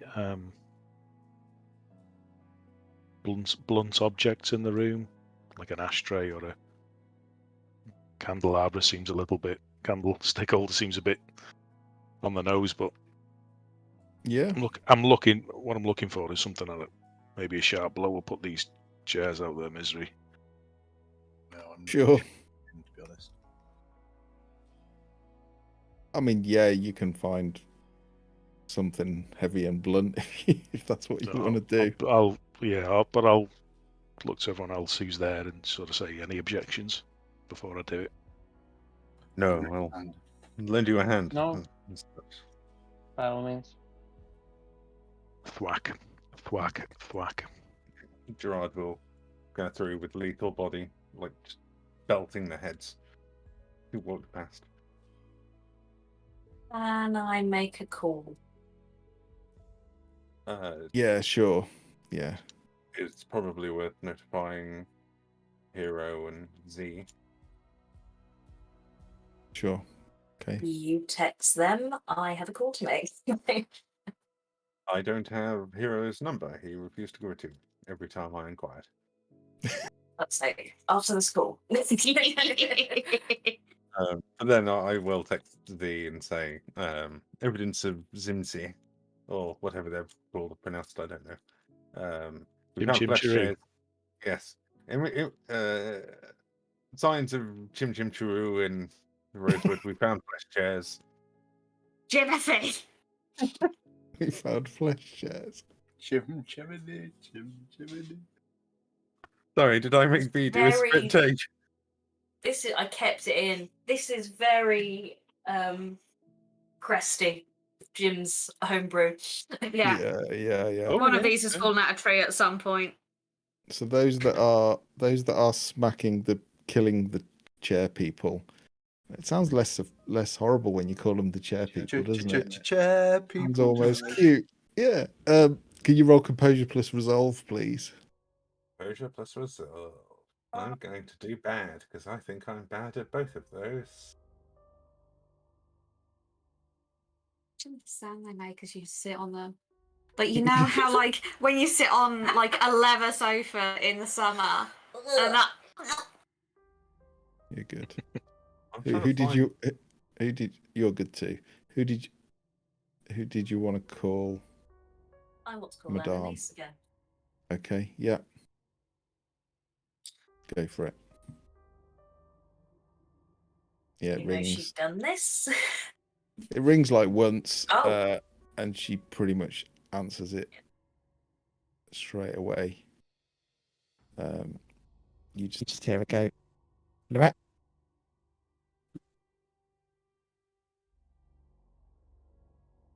that you? No, not Loretta. Do you know where she is?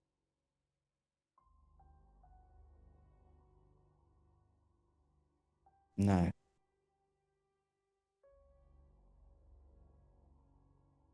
Should she be You? somewhere and she isn't?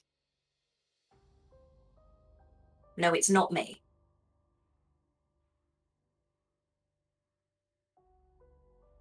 Eva's got her, and I said if she didn't hurt her, I would stay out of it. Is this not forcing your hand a little?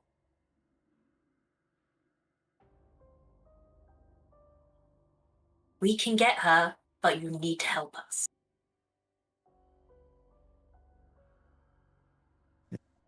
She said if I intervene, Loretta's dead. Can't risk it. I'm sorry. Any other day I would help you. When this is all done, what reason does she have to keep Loretta alive? The only chance I've got. We're a fucking chance. If you find her, I'll help you. If you get her somewhere safe, I'll help you. Until then, no. I'm not risking it.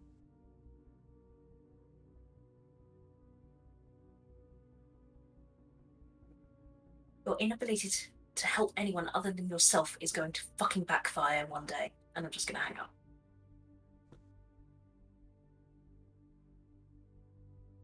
Okay. Sorry, when you phone call. You should. You should. Yeah, he's spot on. Okay, that wasn't helpful. Ignore me. You should probably warn Hero about flesh sculptors and people chairs. Yeah, send me a text. I might be on stage at the moment, but text me. I will throw Gerard. Oh, well, wait for it. I will give Gerard. Do not give him access to Hero's phone number. You pissed me off, mate. I keep a promise. I said I'd be there. I'm being there. But you're on before Croydon. Not cool. He's a performer. We'll have this He conversation. didn't know there were going to be flesh chairs. The show must go on, surely. Flesh chairs. I never thought Oh, there's a flesh difference chairs would between be bums anything. in seats and Seats whatever the hell that with is. bums. Seats with bums. I couldn't bring myself to say it. It just sounded weird. Yes, Gerard will send. Gerard will catch or take Madame's phone. Be like, very strange you are opting to give me your phone and do it yourself, but never mind. And he'll send. He'll send a text to Hero saying, Gerard, we're at the Rosewood. We have found chairs made out of living people. So, watch yourself and be careful when you arrive.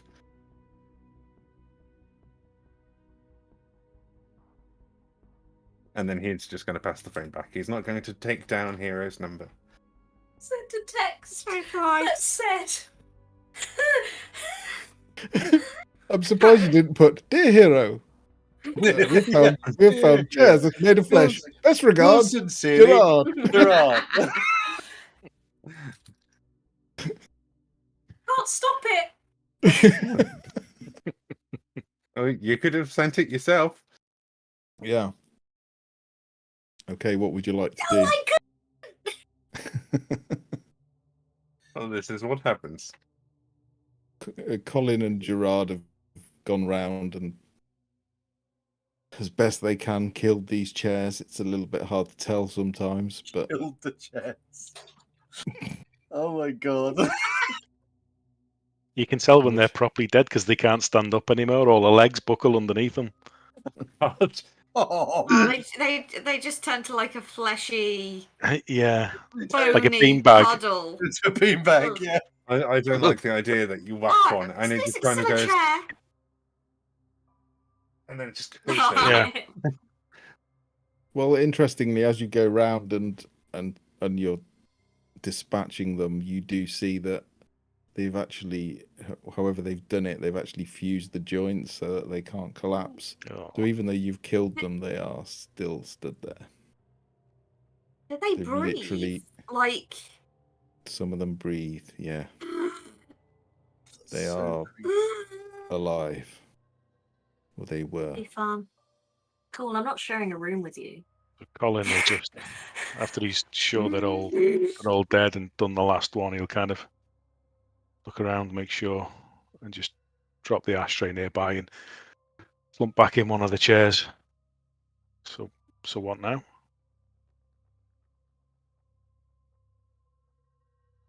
Ones of you Well, that are good I'm at sure there's investigating a with your door. special. Sorry. I was gonna say I'm sure there must be a door that leads to a different room, hopefully with less chairs and less suitcases. The ones of you that have your special skills can go investigate, and can someone help me move these chairs away from the windows because there's going to be a fucking masquerade breach.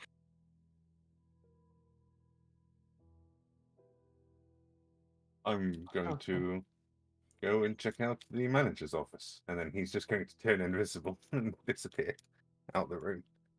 No, that's all right. I'll preserve the masquerade by myself. That's fine. You do you. I'll, And I'm just going to start dragging the chairs into another room.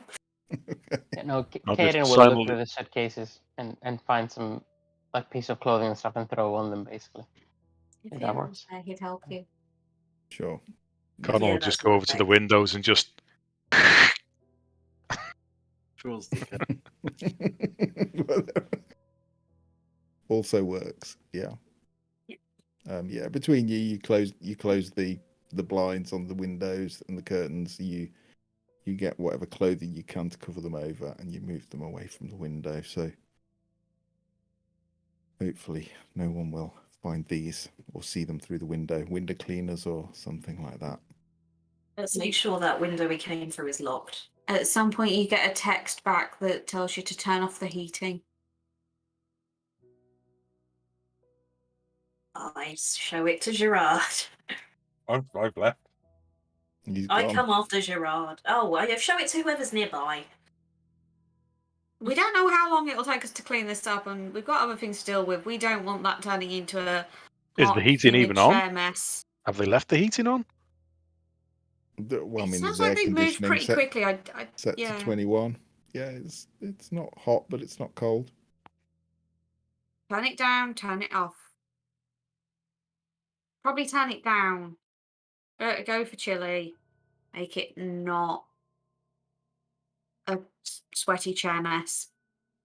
A sweaty, decomposing, rotting, fly-infested chair mess. Good job we killed them, otherwise one of the stray nipples on the back of the chair would suddenly go erect. Oh. They really wouldn't be comfortable.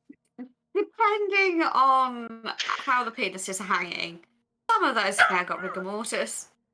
They've all been tucked away. Just for, Yeah. So it's One of not the too scrotum's horrific. been made into like a TV remote holster. Just by the side of the chair, so if you push them. And no, Yeah, I knew I. Holding. This is how we get one in this campaign. You can't Matt looks disgusted. or lower. I've never been. Matt I've is never so been so glad disappointed I've in got us. aphantasia.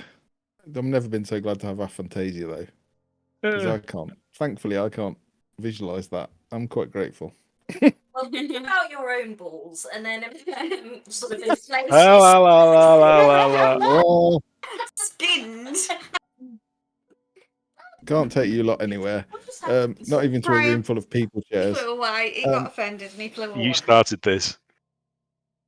I did start it. I apologise. So, we'll flick over to to Hero. The gig has started. Oh, is Hero gone? I'm still here. I'm still here. Oh, You lost okay. the remote control and the He's crap got in no- those chairs. It is halfway through the gig. You're taking a 5-minute break, and you receive the text from Gerard. Yeah. Um, I reply to turn the heating off because that sounds disgusting. There's not much I can do at this point. Like, I've got a gig. I can't abandon the band. I'll get kicked out, and I'm not having that happen. But I'm aware that Madam's going to be a bit of a madam about this all. I've only known her a couple of days, but I'm so invested in this.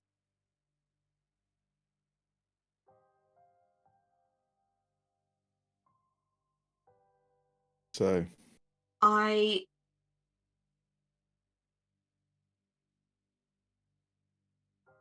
going to go back on stage. I'm going to finish the set. I am then... So we don't spend too much time RPing this. I will then find one of my herd, and I will attempt to consensually feed so that I can reduce some of my hunger before I go back to the hotel and whatever the feck is waiting for me. okay, could you roll persuasion plus charisma or manipulation for me? I have a horrible and vile question. Rhetorical. If you were so Okay. inclined, could you feed off the chairs? Do they still have a connected blood supply? No. Before you killed them, maybe. Well, I'm just thinking that, as macabre as the Unless you scene was when we walked in, when Hero gets here, he's going to walk into a room with chairs that have been dressed carefully by Caden. And have also had their head smashed in by... Oh dear. So, what was I rolling? Persuasion plus either manipulation or charisma.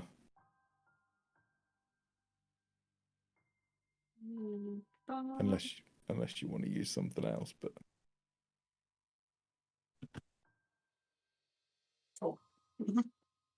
yeah, no problem. So you manage to, like, you're taking a break, and a girl walks up and is sort of like all smiley and happy, and the gig was amazing. That was just so good. Yeah, like when are you playing next? And you manage to sort of take her sort of off stage a little bit, and yeah, you feed on her. But do you drain everything, or do you just... No, it's consensual. I just want to reduce the hunger to the point where I can think with a clear head, and I'm not gonna do anything too stupid. Okay, roll composure plus resolve for me.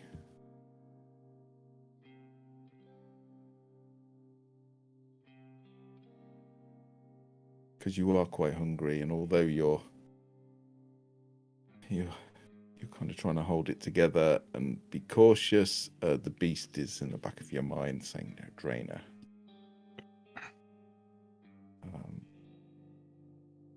And you start drinking. And you keep drinking, and you know you should stop, but you can't stop. You just keep taking her blood until she just goes limp in your arms. And a willpower. Okay, if I can spend willpower, can I spend a willpower? You can spend a willpower, yeah. I don't understand how any of this works. I don't want to kill someone, so what do That lets you re-roll 2 of those dice. So 2 of the failed ones. Yeah. Up to But 3, not isn't that. Well, yeah, but you can't re-roll hunger dice. Oh, right. Okay, so how am I doing this? What you actually press. I'm marked up for willpower, but how do I just do the 2 dice? Just click on anything with 2 dice. Resolve, that's fine. 2. Yeah. So that'll do. I don't want it with strength though. I just want it by itself. Oh, hang on. I'm not really sure. If you just type /R 2d10 with no spaces in 2d10, like that. Yeah, I've done that. So /R space 2d10. 2 fails, is it?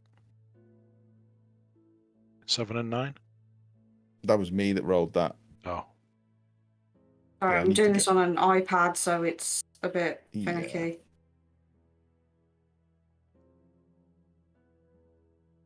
Ooh. It's enough. It's enough. She is like close to passing out. She's getting her legs are going from under her. You just manage to summon the willpower to let go, and you just sit her down behind the stage. You lick the wound, and you see the wound disappear. It just heals over instantly. Clean any remnants of blood off her neck, and you check she's breathing, and she is. Just you almost took too much. I'll go get like a can of But you- Coke or something and leave it next to her so she's got something to help with the blood sugar when she wakes up. Coke Zero. And you're going back on to play the rest of the gig. Yep. Okay. I don't Yeah, you break a return- promise. You return to the stage for the second half of the gig, and we switch back to the Rosewood with everyone in the flesh chairs. Gerard has disappeared. The door is open. He's off through the hotel somewhere. What does everyone else want to do? It's to do with the Vrels. Oh shit. The Okay, hunger increases by 1. but I'm What now was that for? invisible. Oh, It's my unseen passage. Yeah. Thank God for that. Right, No quick one question, wants to how- see your passage. Oh. You all How- started it. Can't blame me. That's this a deep cut. Oh, it's already reduced this one. Sorry. You just take Yeah. us down a black hole of bad jokes now. I think that's before Hazel and Jim. I think before Tom as well. What is? Sorry. May what's his face smoothen your passage. Oh, yeah. Oh yeah. Kellenvor. D&D. Kellenvor, smoothen your Kellenvor, passage. May you smooth your passage. I'd forgotten about that. D&D religions. Never forgotten. I'm going to look for security hub, wherever I all will the save security you cams time. feed to. Oh, you know where it I is? will show you where it is. Awesome. I will tell everyone that's where I'm heading. Yeah. Okay, so you all start heading towards the security area. Gerard, you are off through the hotel, and it is dark. There's some sort of emergency lighting on the floor, which lets you see where the fire exits are and lets you see the floorways. You kind of roughly know where the office is, and you head that way. You can hear the others sort of shuffling around and searching as you disappear off. And eventually you come to the manager's office.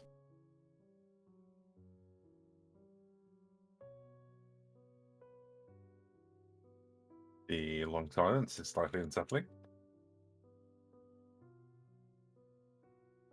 Are we shortly behind him, or is Yeah, you're that not probably the about a thing? minute. Probably about a minute behind him. Well, If I'm that. going to go inside the manager's office. Okay. I'll be following him. Okay. Well, he disappeared, so you wouldn't have known where Oh where yeah, he you was were going. before, right? He would have just faded from view. But the others are taking you that way anyway. Yeah. Gerard, you open the office, and you can. The first thing you see is desk, tables, computers are all just like piled up in one corner as if they've just been thrown and smashed. Huge desk is smashed to pieces. You can see an indent in the wall quite high up where it's clearly as if someone's thrown this desk like it was nothing. And then you look to the other side of the room and you see a cage. But this cage isn't made of metal. It's made of bone and skin, and you see fingers sticking out of it and toes and little patches of hair and an eye, the corner of a mouth. The bars on this cage are made of arms and legs, and the roof and floor, well, the roof is made of torso, thighs, There's bits of skull, bits of face, and inside you see a young girl, probably early 20s, long dark hair, bears a slight resemblance to Annalise, but not exactly the same, and she has just got her eyes closed and she is rocking backwards and forwards. I'm going to take a quick glance of the room to see if there's anybody else in there. Okay, roll wits plus awareness, please. And as this is unfolding, you all arrive behind him and you see him stood in the open doorway. They would just see an open door. Oh. Oh, eh? Is that how hungry you are? Oh. I have 4 hunger, yes. But I Um, also have 4 total in awareness and wit, so I don't know why I didn't roll those.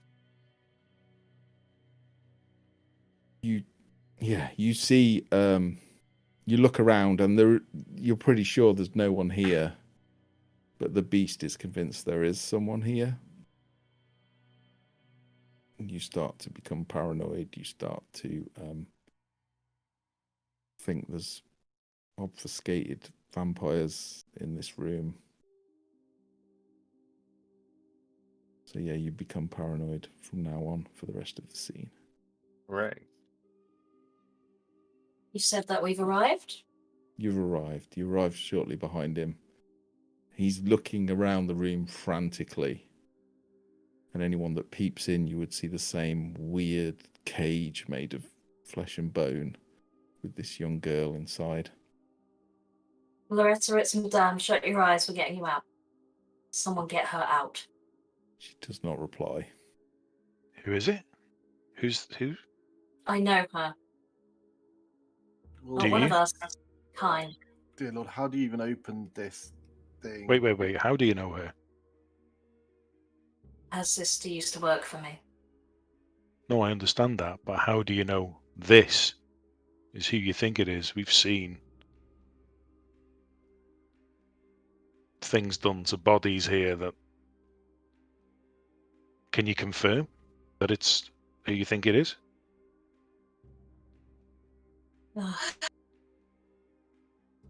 I will quietly stoop. I will crouch down to the cage level and say, I know this is scary.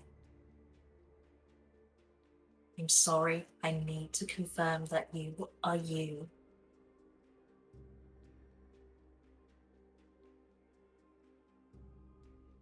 What was Fucking the get me out of date? here.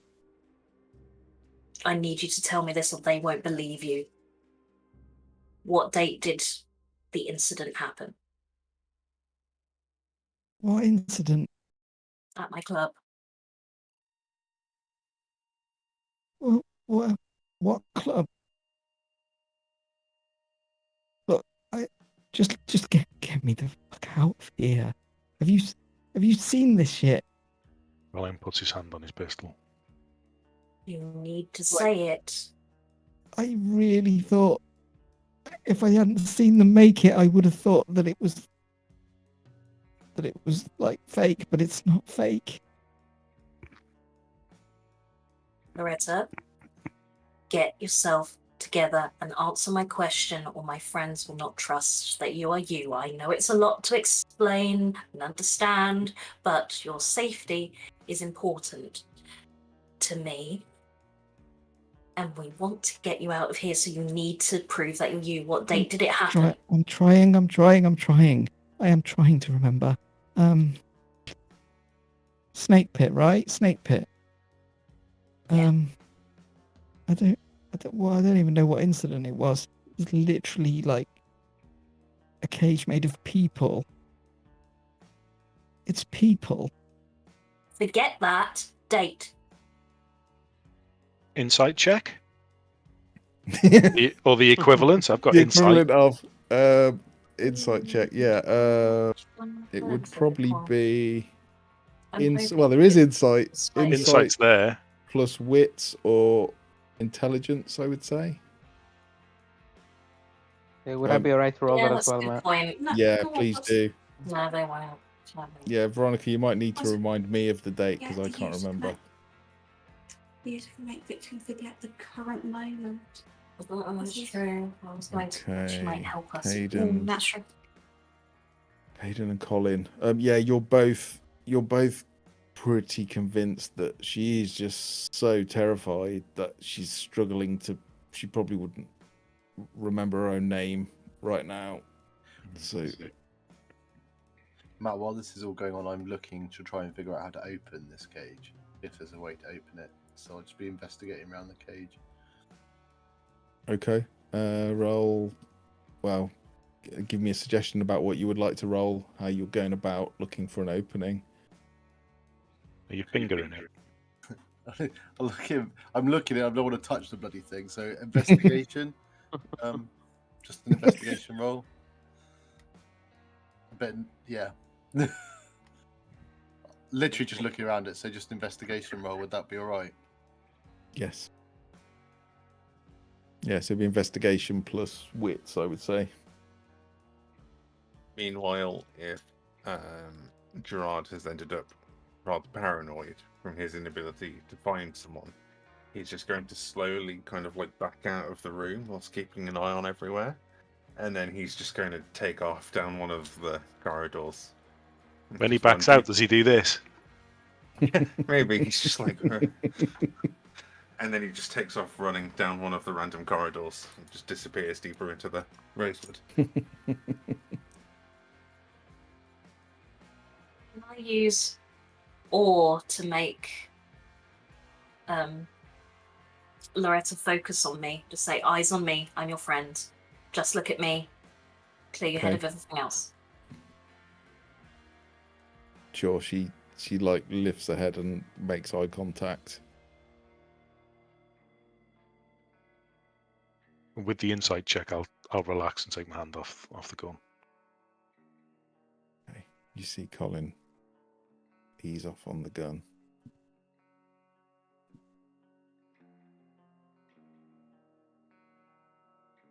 Like, please don't. I can't remember the date. I know it's the Snake Pit. That's your club. I know. I can't remember. Please. Just get me Barnabas, out. any sign of a door, gate? It is all it's all fused together. It's got no hinges, or you will have to break through it. Is it Right. Go on. alive? Sorry, the cage.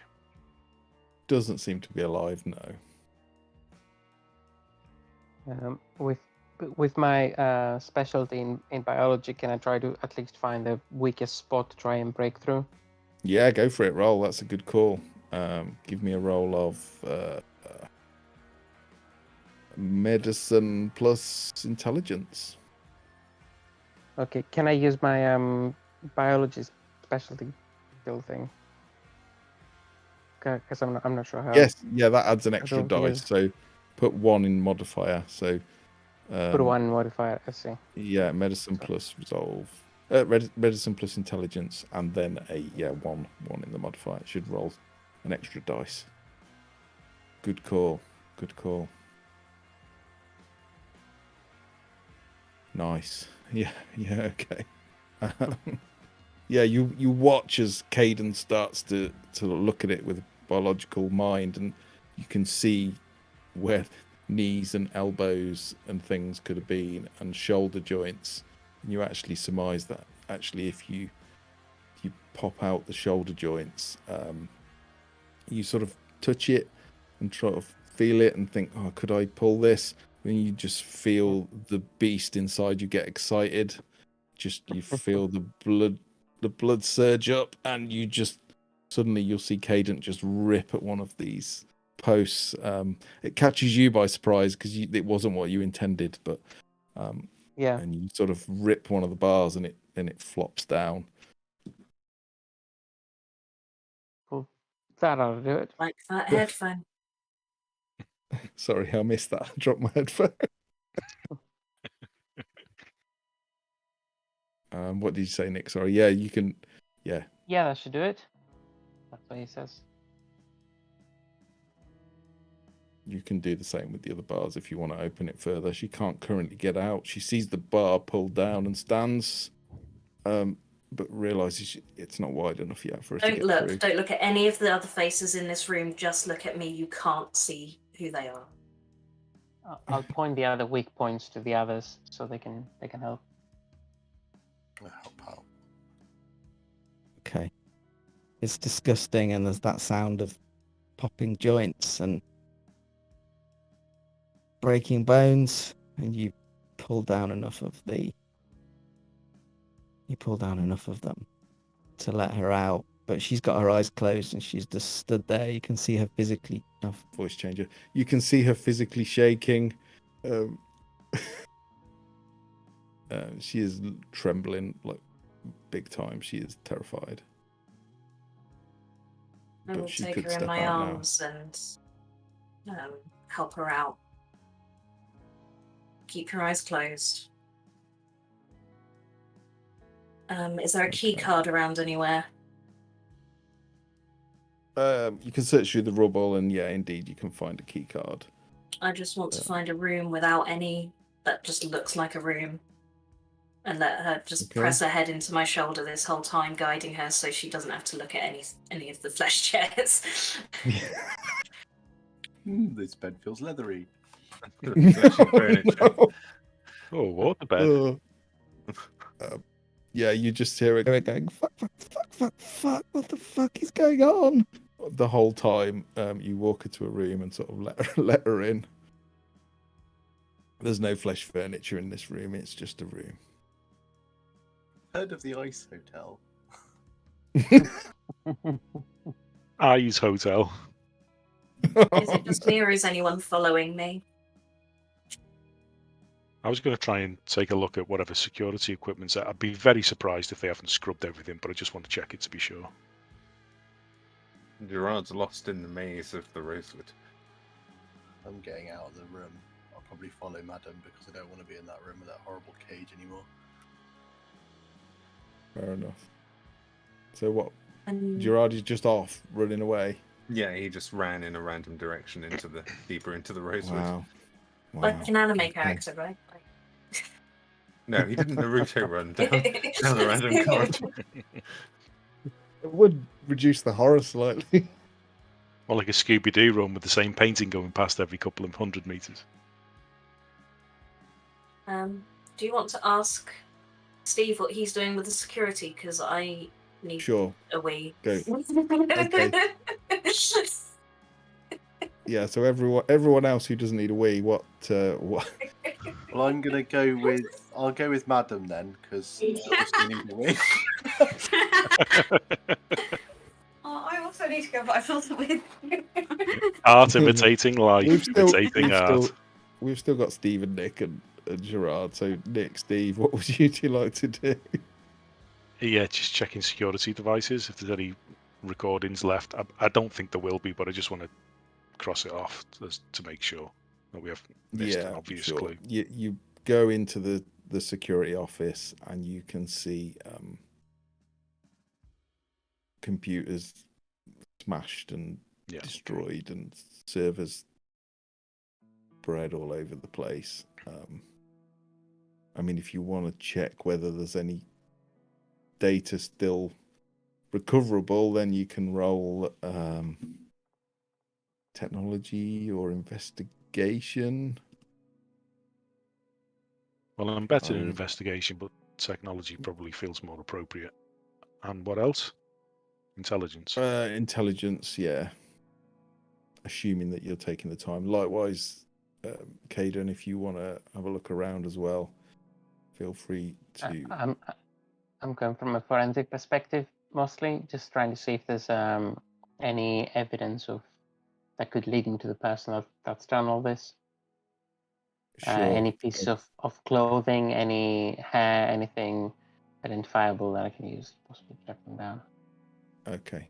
Sure. Roll me a investigation plus intelligence or wits to have a look around. Yeah, and I'll add my Um, forensic modifier on it as well. Yeah. Colin, you yeah, it's enough. You do find a couple of hard drives that aren't destroyed. You can't be sure whether they've got data on them still or not, but certainly leaving them behind could potentially be a breach of the Masquerade.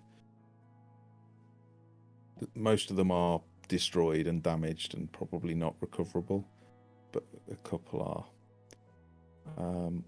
And likewise, Caden, as you see Colin rummaging through the technology, trying to find any hard drives that might still be working, you look around and you see the remains of a desk, and on it is a notepad.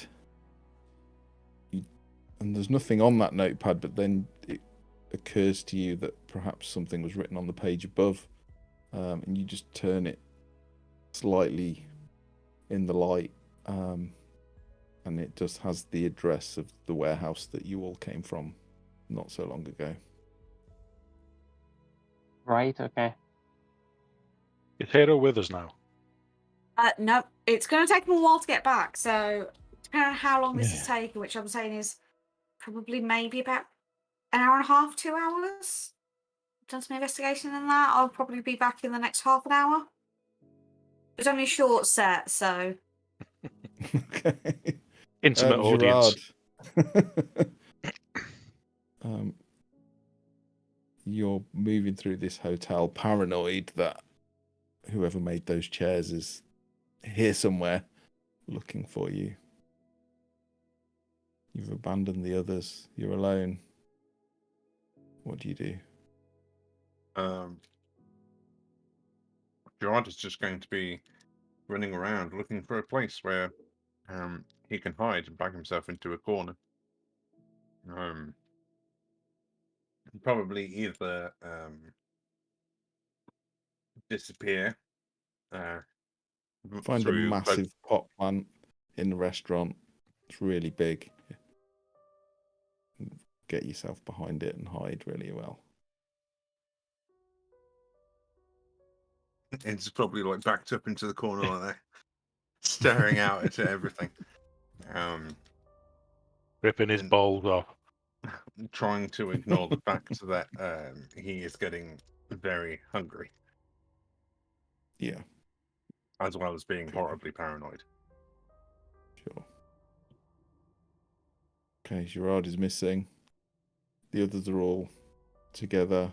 Those of you that were in the office, Colin and Caden would return with Colin with some hard drives probably in his hands, and Caden with a notepad with a blank piece of paper, but you can see now that he's got a pencil and sort of shaded it, and you can see the address of the warehouse clearly indented in the paper.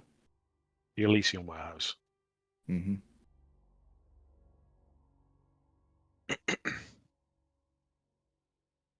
So, quite funny that I find you at this exact address earlier tonight. This is where I was told to go, and I'm finding this here. Would anyone care to explain it?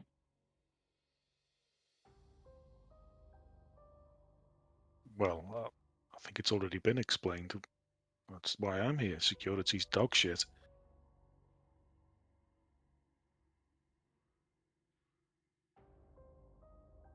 Why do they have the address of that warehouse? Because we're not careful. I say we, emphasised the royal we. Because we're not So careful. they were. So you are operating from that warehouse then? So this is where everyone was operating from. Ultimately, it all leads back there, yeah. So the rest of this group, I suppose. So they've all been made. Is basically what the situation is. I mean, it wouldn't be a secret if this is Ava's doing, because she was the seneschal, so she would. It's no secret that she would know. She used to work there, or was based there. Right. But if she's passed that information on to a third party to keep surveillance on us, or or maintain a watch on us, track our movements, then she would have written an address down and passed that on to somebody.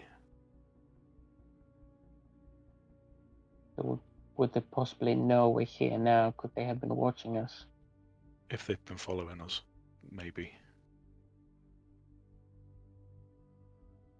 Which is Because why I asked Spirit about a Alert- hero, because Yeah. those youths sitting around with the car right outside was just Yeah. a little bit coincidental, and I really want to check that car.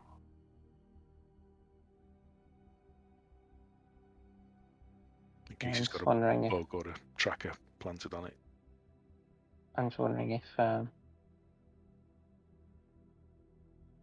well, this whole thing with us being here has been a trap. I mean, they've left completely, but they've left her here in the chairs.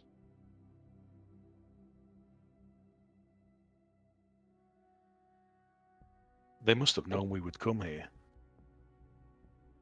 So whatever we find, we have to assume that it's intentional. Perhaps with the That's right. exception of that piece of paper that you have, but certainly the chairs and the girl.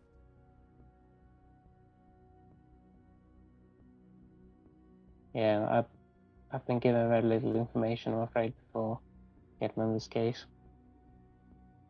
I'm not quite sure who any of you are, how you're connecting to this.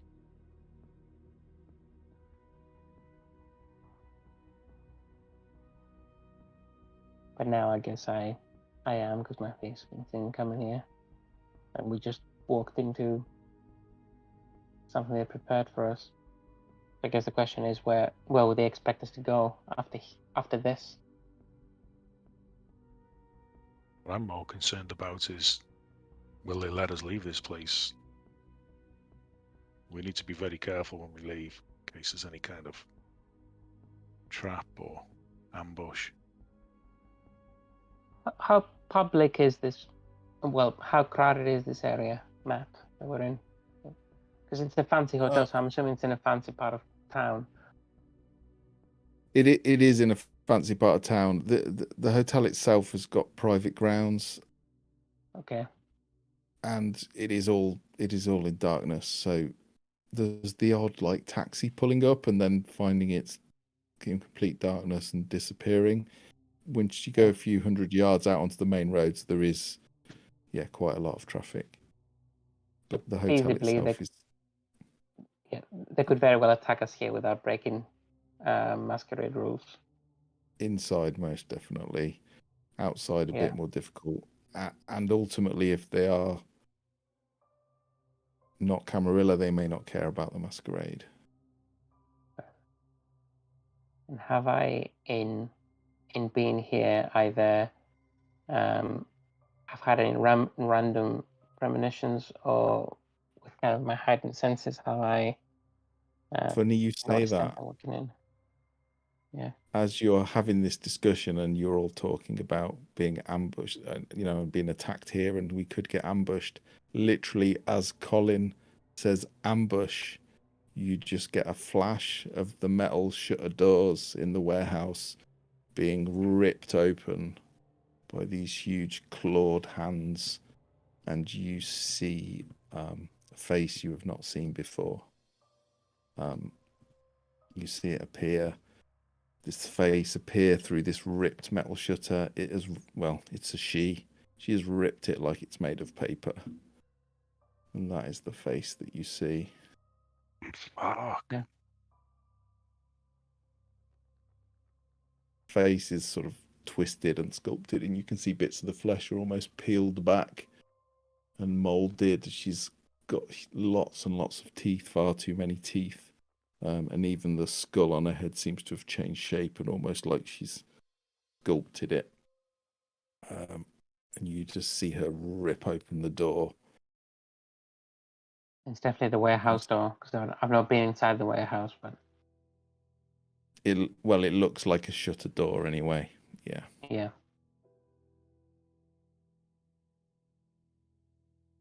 Right. Okay. and then you just hear the last thing you hear is the vision fades. You just hear a voice. Just one short sentence before before the vision fades, and it basically says, Oh, bitch, you gotta be kidding me. I don't know if you would recognize the voice, but it's the voice from inside the warehouse that you can't see. Oh, Veronica, don't be sad.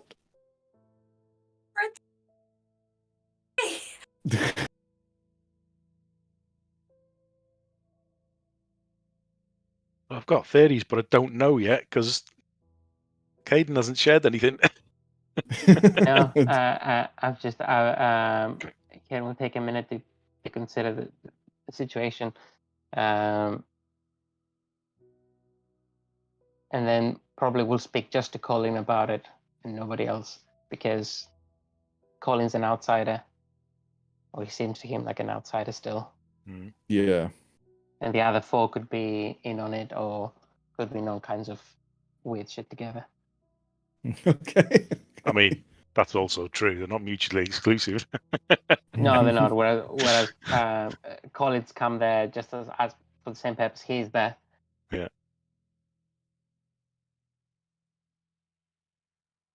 I mean, can we assume that somebody's described what Ava looks like to me? Because I've never met her. Or it is how we've played it out, and nobody's mentioned it, so I don't know what she looks like. You might know what she looks like. Ava, as anyone else would know her, looks like this.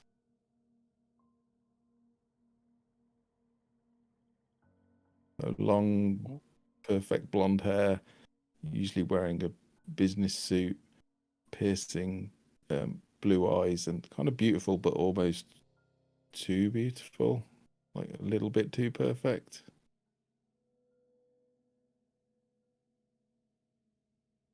And I've not met her, have I? No. Is that sorry? I've not met Ava, have I? I don't think you would have, no. Okay. But anyone that had would see her like that.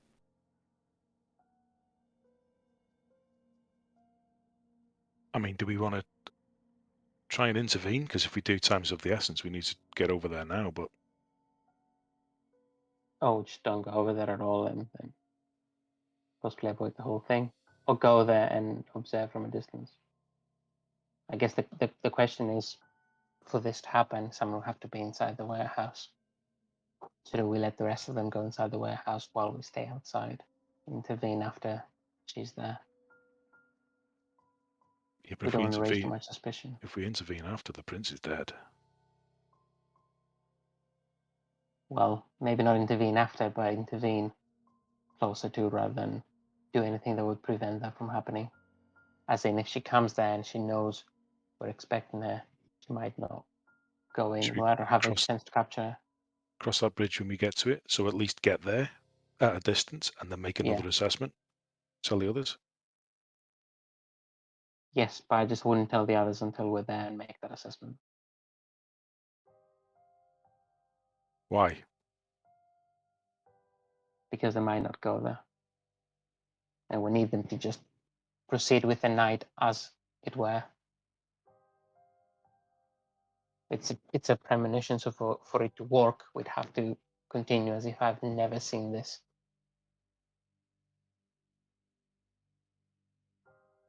I don't understand it, but I'll trust you. Well, I suppose if we want this Eva as a person of interest, and we want to either capture her or ask her questions, and if we were to warn the others, they might behave in such a way as to prevent her from actually coming to the warehouse. Yeah, like I say, I don't have time to try and wrap my head around it. We just need to act because time is of the essence. Cool. Well, simple enough. The rest of them are bait. Let's move. Let's move.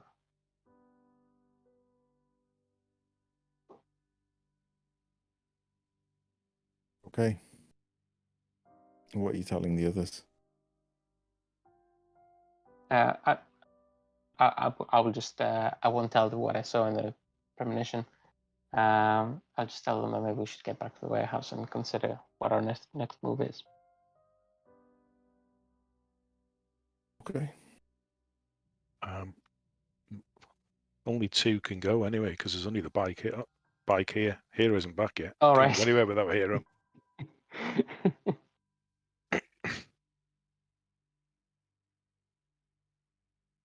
I guess me and you could go and scout ahead.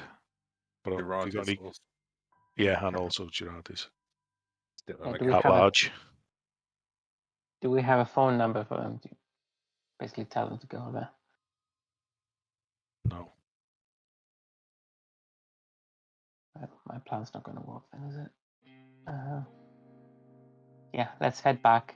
Not going to the actual warehouse, but find a safe location we can observe.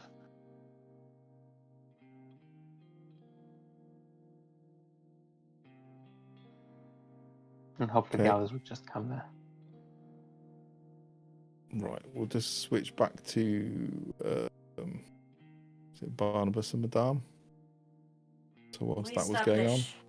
This all happened, yeah, while that was going on. So whatever they're finding out, they're not fucking off now. This was whilst they were Yeah. doing whatever. Yeah.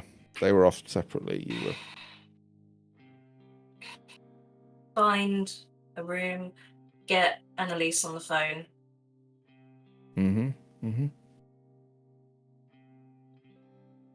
Annalise, we've got Loretta. You need to tell us everything you know now, and you need to get here and get your sister. All right. You've really got her. She's okay. Loretta, it's on speakerphone, so she can. I want Loretta to hear her sister's voice. Yeah, it's me. It's me. I'm fine. I think I'm taking a bad pill or something. I don't know, but yeah, it's me. Calls in under 30 seconds, 60 seconds. Tell us everything quickly. Ava's not Ava. Ava's been dead for 10 years. Ava's some Samitsi. Yeah, got that. Where is she? She's gonna take out Z, and she's gonna get Max. They want Max. That's all they want. I will look after Loretta. Get to the warehouse. Help. Okay, I'm on my way. I owe you. Phone down. Phone down.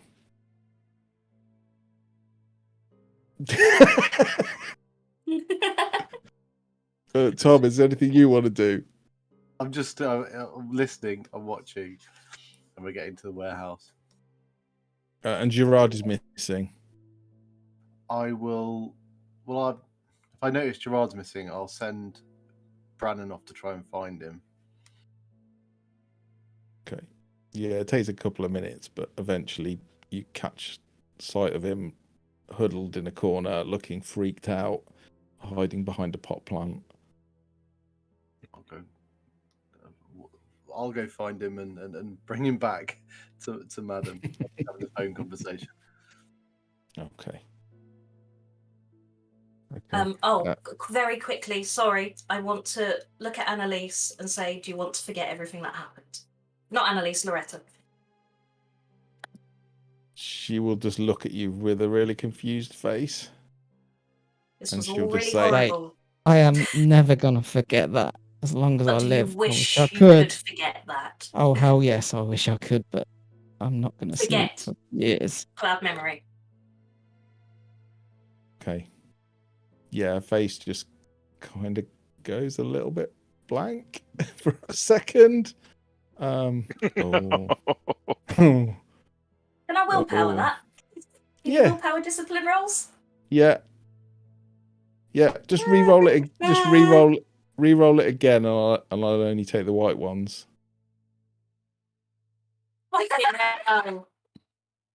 Okay, it's okay. She's immortal. It's not like a vampire. You don't actually need to roll, but I'll let you enjoy the fear for a second.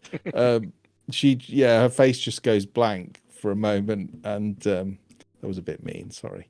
Her face goes blank for a moment, and she's like, Madame? Why are we in a hotel with no lights on? I like you and all, but No. We were looking for Annalise, but for some reason it looks like this place is closed up. We're gonna meet her somewhere else, okay? Okay. You weren't feeling very well, remember? You can't even remember. You hit your head. I bumped into you. You might have concussion. I feel a bit sick. It's all right. It's all right. Just lie down here for a moment. My friends helped us here to find Annalise, and we'll get you an Uber or something. Okay. Yeah, you do that. Sweet. Gerard!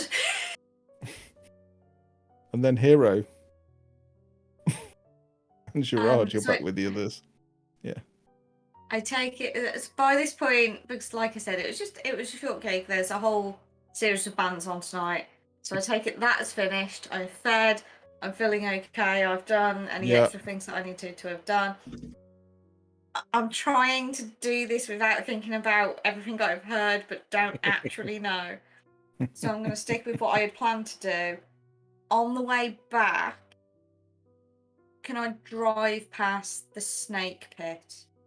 I just want to make sure there's nothing going on at the snake pit. So business as normal. No weird vans. No strange incidents. It is the next night, right? Is the club closed tonight? It was Tuesday. It's closed. It is closed, and there is no van outside. Okay, and so then I'll head straight to the Rosewood from there, because he wouldn't care enough about the Elysium to check. Sure. He knows they've supposedly got some attempt at security. Precisely. Thanks for the raid, by the way. Tales of Gaming Addiction. Welcome. Yeah, so you all discuss your next move. You try your best to calm Gerard. And we'll probably wrap up there. What will be your next steps? What is everyone doing? You can have your final discussion before we wrap up. I would like to call Stu and get him to meet us near the warehouse. I want him to bring any of the firepower we previously discussed and look after. Well, he'll know Loretta from when she was at my club, so I'll say you need to look after her. And I'm really, really sorry. If she wants to do a master's, she can. Okay. Are we funding education here? Shh. Oh, I appreciate. I think Colin and Caden are just jumping on the bike and heading over to the warehouse. At a safe distance, a block or two away, and then maybe approach carefully on foot, maybe at an elevated position if that's possible. Just get a view. Going without telling us? What did we say? What did Caden recommend we said? I think my idea was use the rest of the group as bait while we stake this out from the outside. So what were we going to tell them?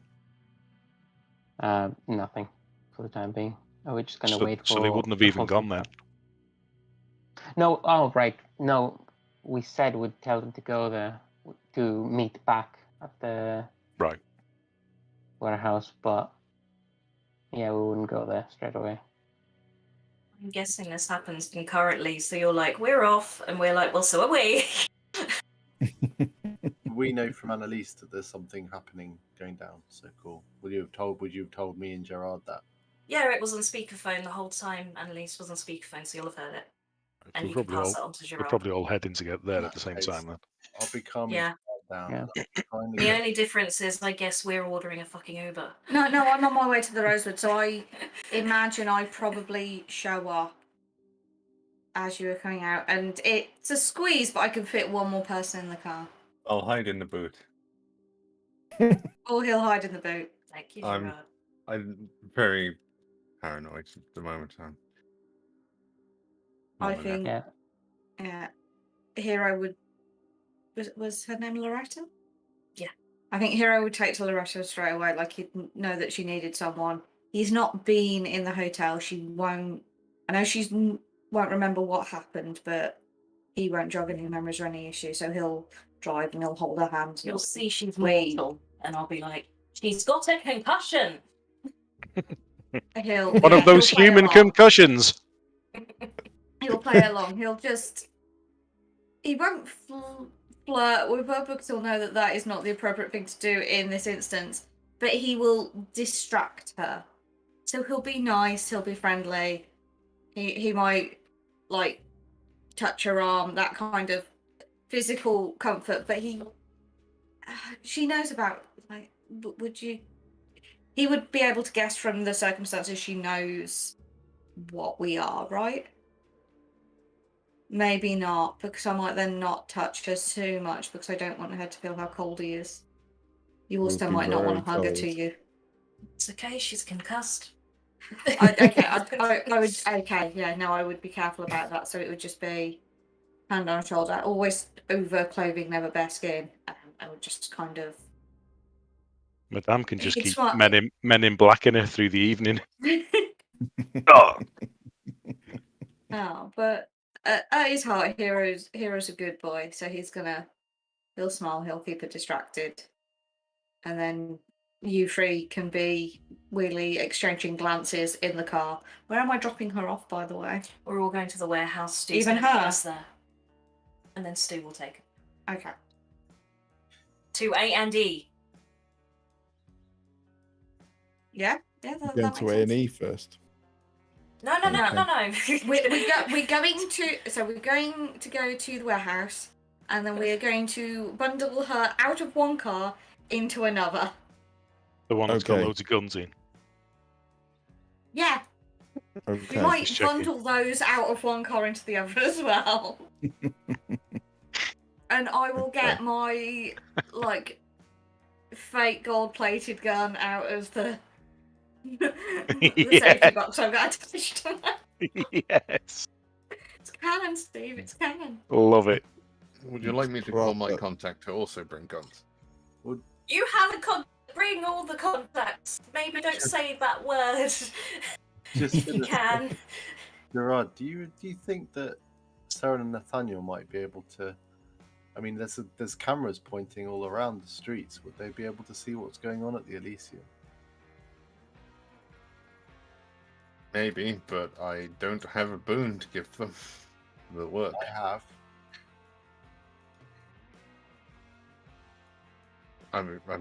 You can call them if you like. I'll borrow your phone. I don't have a phone. You don't have a phone. I'm only here occasionally.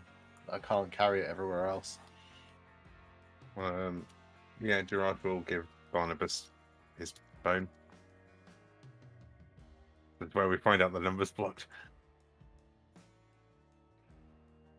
I'll try and give them a call. Who are you calling? Sarah and Nathaniel. Okay, sure, yeah. Yeah, it'll ring. It will get answered, and you'll hear that voice that you can't understand.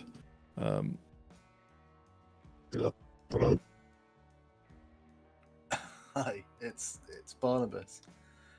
I just Give it here. Give it here. They never understand you. You hear the familiar voice of Seren on the other end.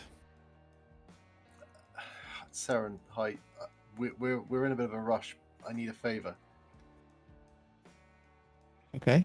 Can you guys access CCTV cameras? Officially, no. Unofficially. Okay, yeah. Can you?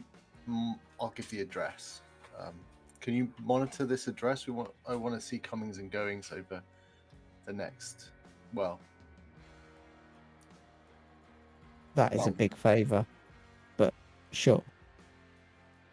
the next hour, and they may need to be suppressed as well afterwards.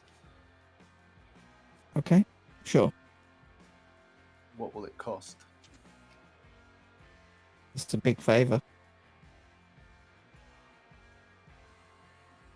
You can I'll owe owe us. you one. Yeah.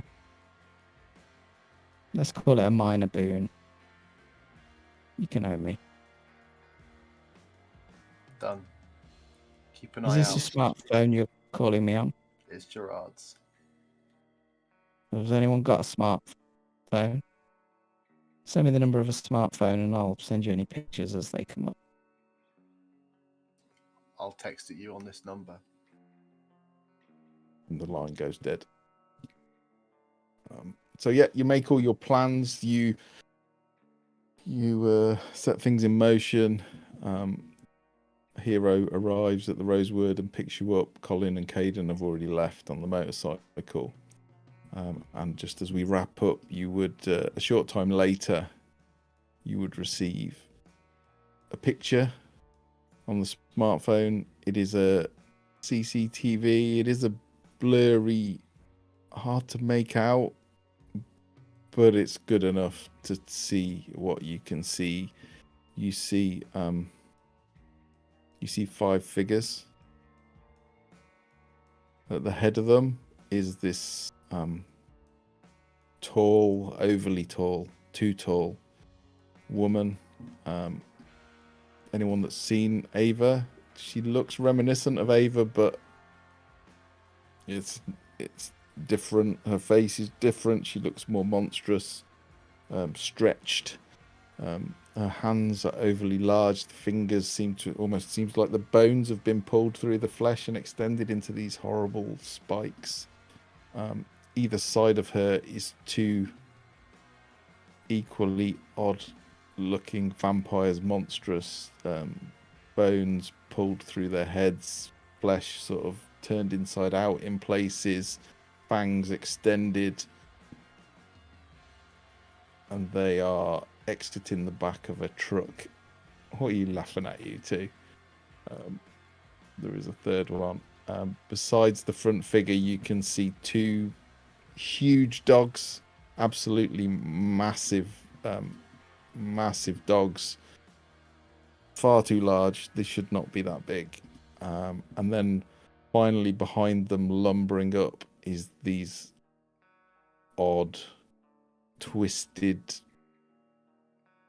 amalgamation of people, but more than one person, and they are kind of shambling behind her. The second one, it seems to almost at the end of its arms, it's got multiple hands, all of which have been extended into huge claws.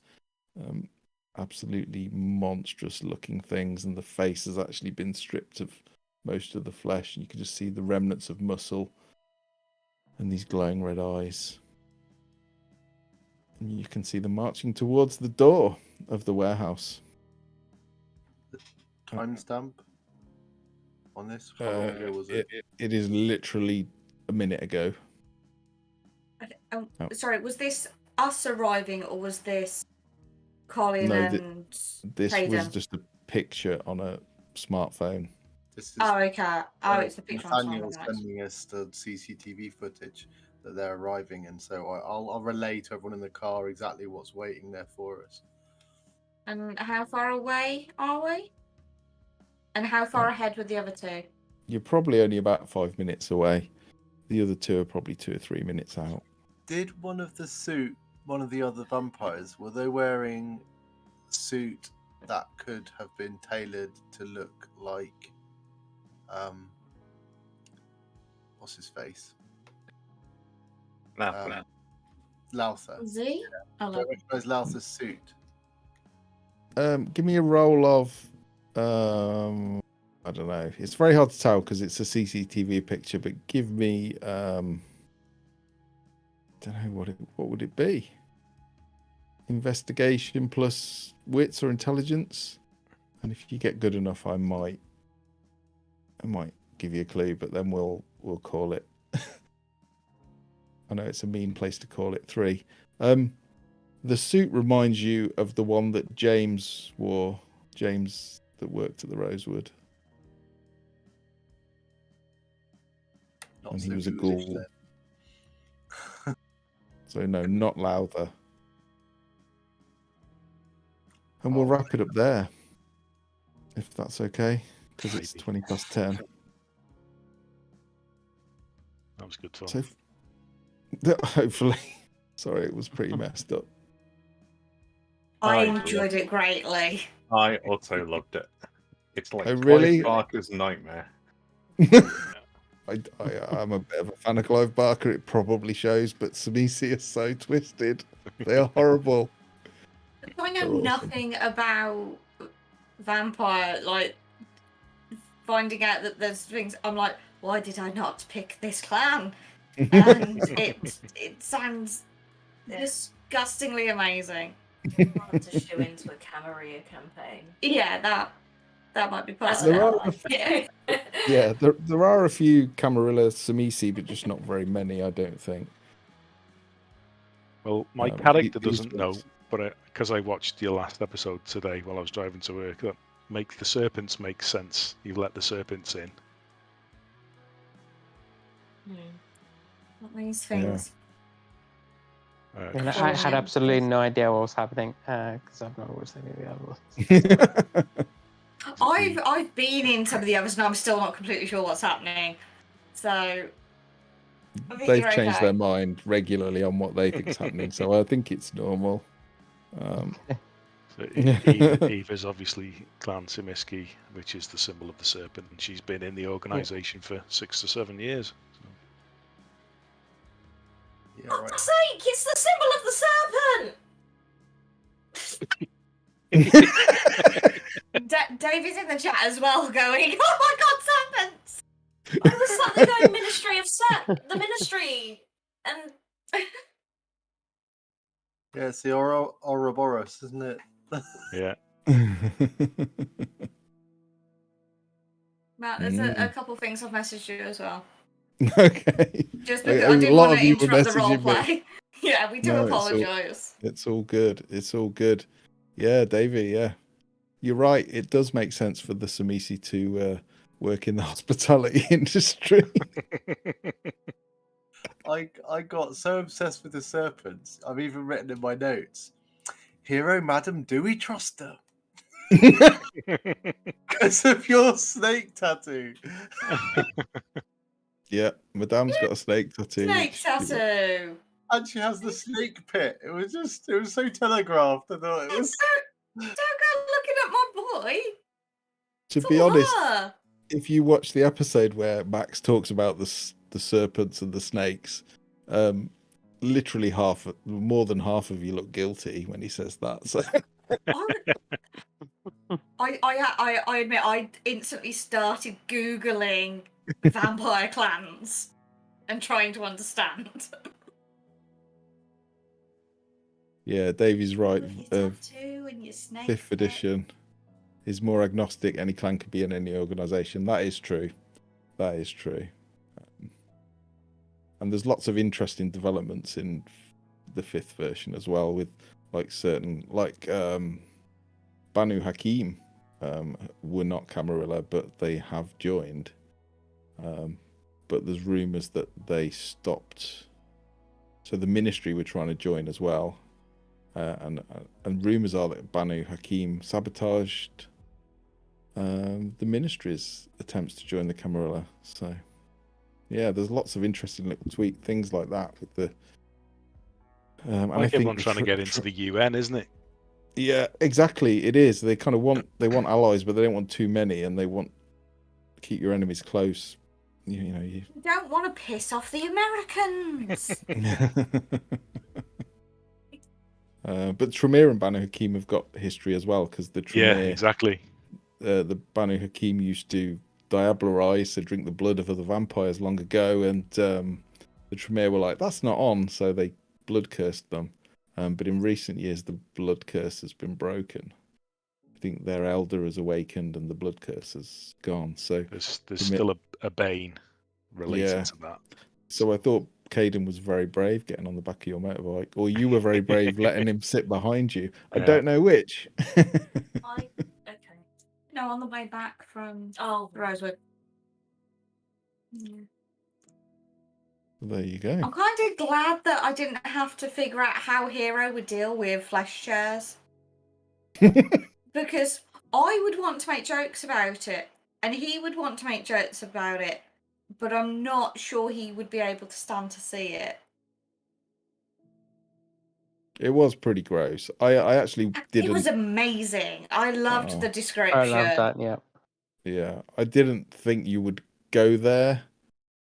But I had decided that if you went anywhere to do with Ava, that would be what you would find, that kind of thing. So yeah, even the cage was. Is it just like upholstered furniture that they make, or like? They can literally sculpt flesh, bone, cartilage, sinew like it's clay. So they could make you into a lamp if they wanted, and if they did it, or a table. They can be alive. You could, in theory, be alive. Yeah. It's like it's like the worst nightmares I've ever just. For any Warhammer fans, it's the Skaven clan molder, isn't it? Yeah. Or something that will be on a Night Lord's. Yeah. Shit. Mm. So I'm just thinking of is it the Reavers from Firefly? Oh yeah. Similar vibe, yeah. Yeah. I don't think you'd want to invite one to dinner anyway. Not that vampires eat dinner, but... No, because if you were a chair short, you'd be the chair. You'd be like, hey, where's Dave gone?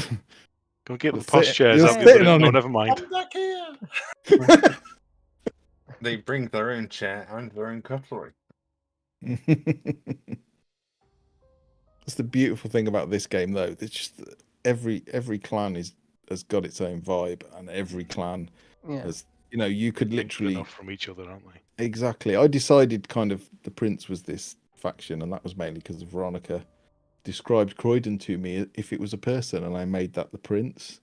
But then I was like, well, this faction's involved and this faction's involved, but I think you could take any 3 or 4 clans and put it in, and the dynamic completely changes, and they're all disturbing in their own way. I love the Hakata.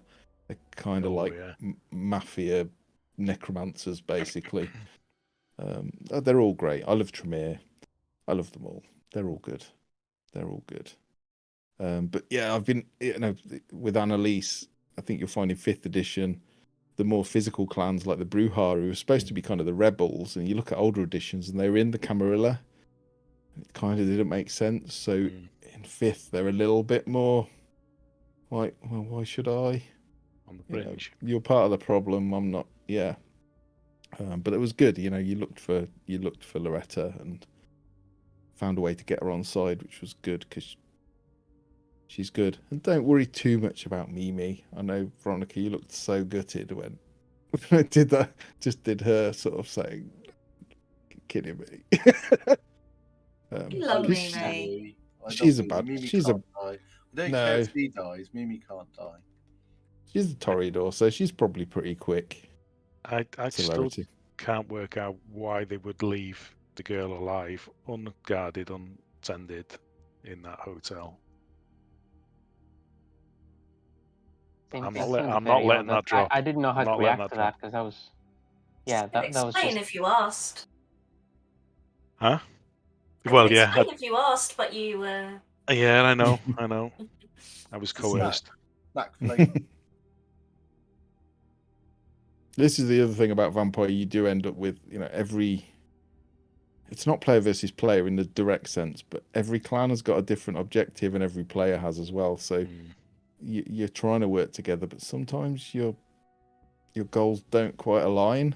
You have to kind of find a way to to make it work. And it's like Tom said, can I trust Madame and Hero? You know, you're all working together, but you're all different clans. You don't really trust the other ones fully.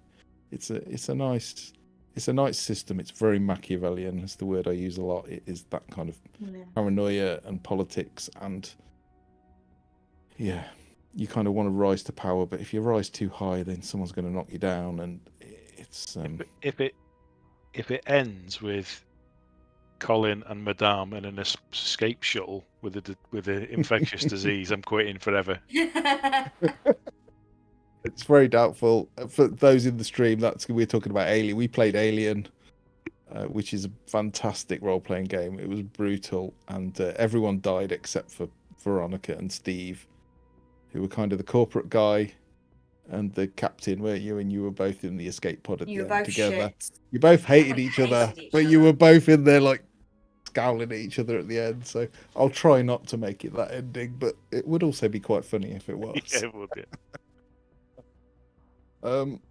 So yeah, I'll be honest, I thought we would probably get to the fight tonight, so I'm really sorry. There probably will be one more session in this. It will always story. take at least 2 sessions, if not longer, to get to what you think we'll get to in one.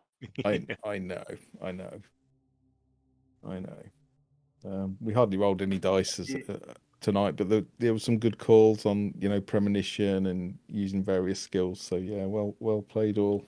Have you Matt? Have you planned the rest of the campaign after we've had this fight as well? That will very much depend on how it ends. So no, and this is the thing with Vampire. Although I was talking to Veronica and Steve about this, I haven't. It's not like D&D where I'm like, this is the start, this is the end. They'll go through and they'll kill the bad guys, and then everyone will go, yay, Croydon, and it'll all be good. I don't know what's going to happen. Fully depends on what you do. So Croydon might fall. Croydon might come out stronger.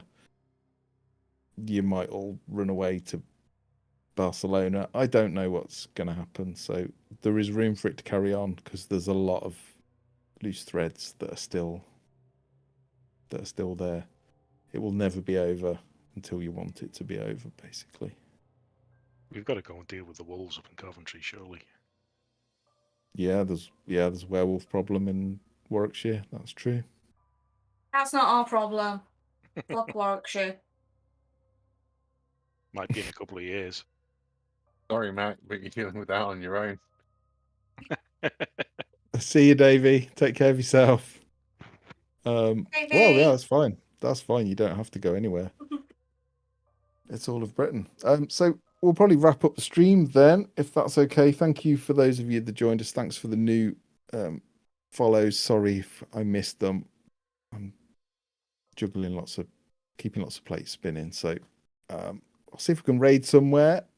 But yeah, thanks very much. Thanks for playing all. It was good fun. Bye-bye. Bye-bye. Night. I'm gonna raid Bye. table story. Bye. We're saying bye too early because it takes a while for We it always to do like this, go don't up, we? so we just go. It's a scare. We never know Bye. when. And then carry on talking for 10 minutes. Yeah. And we're off. You should be pinging it.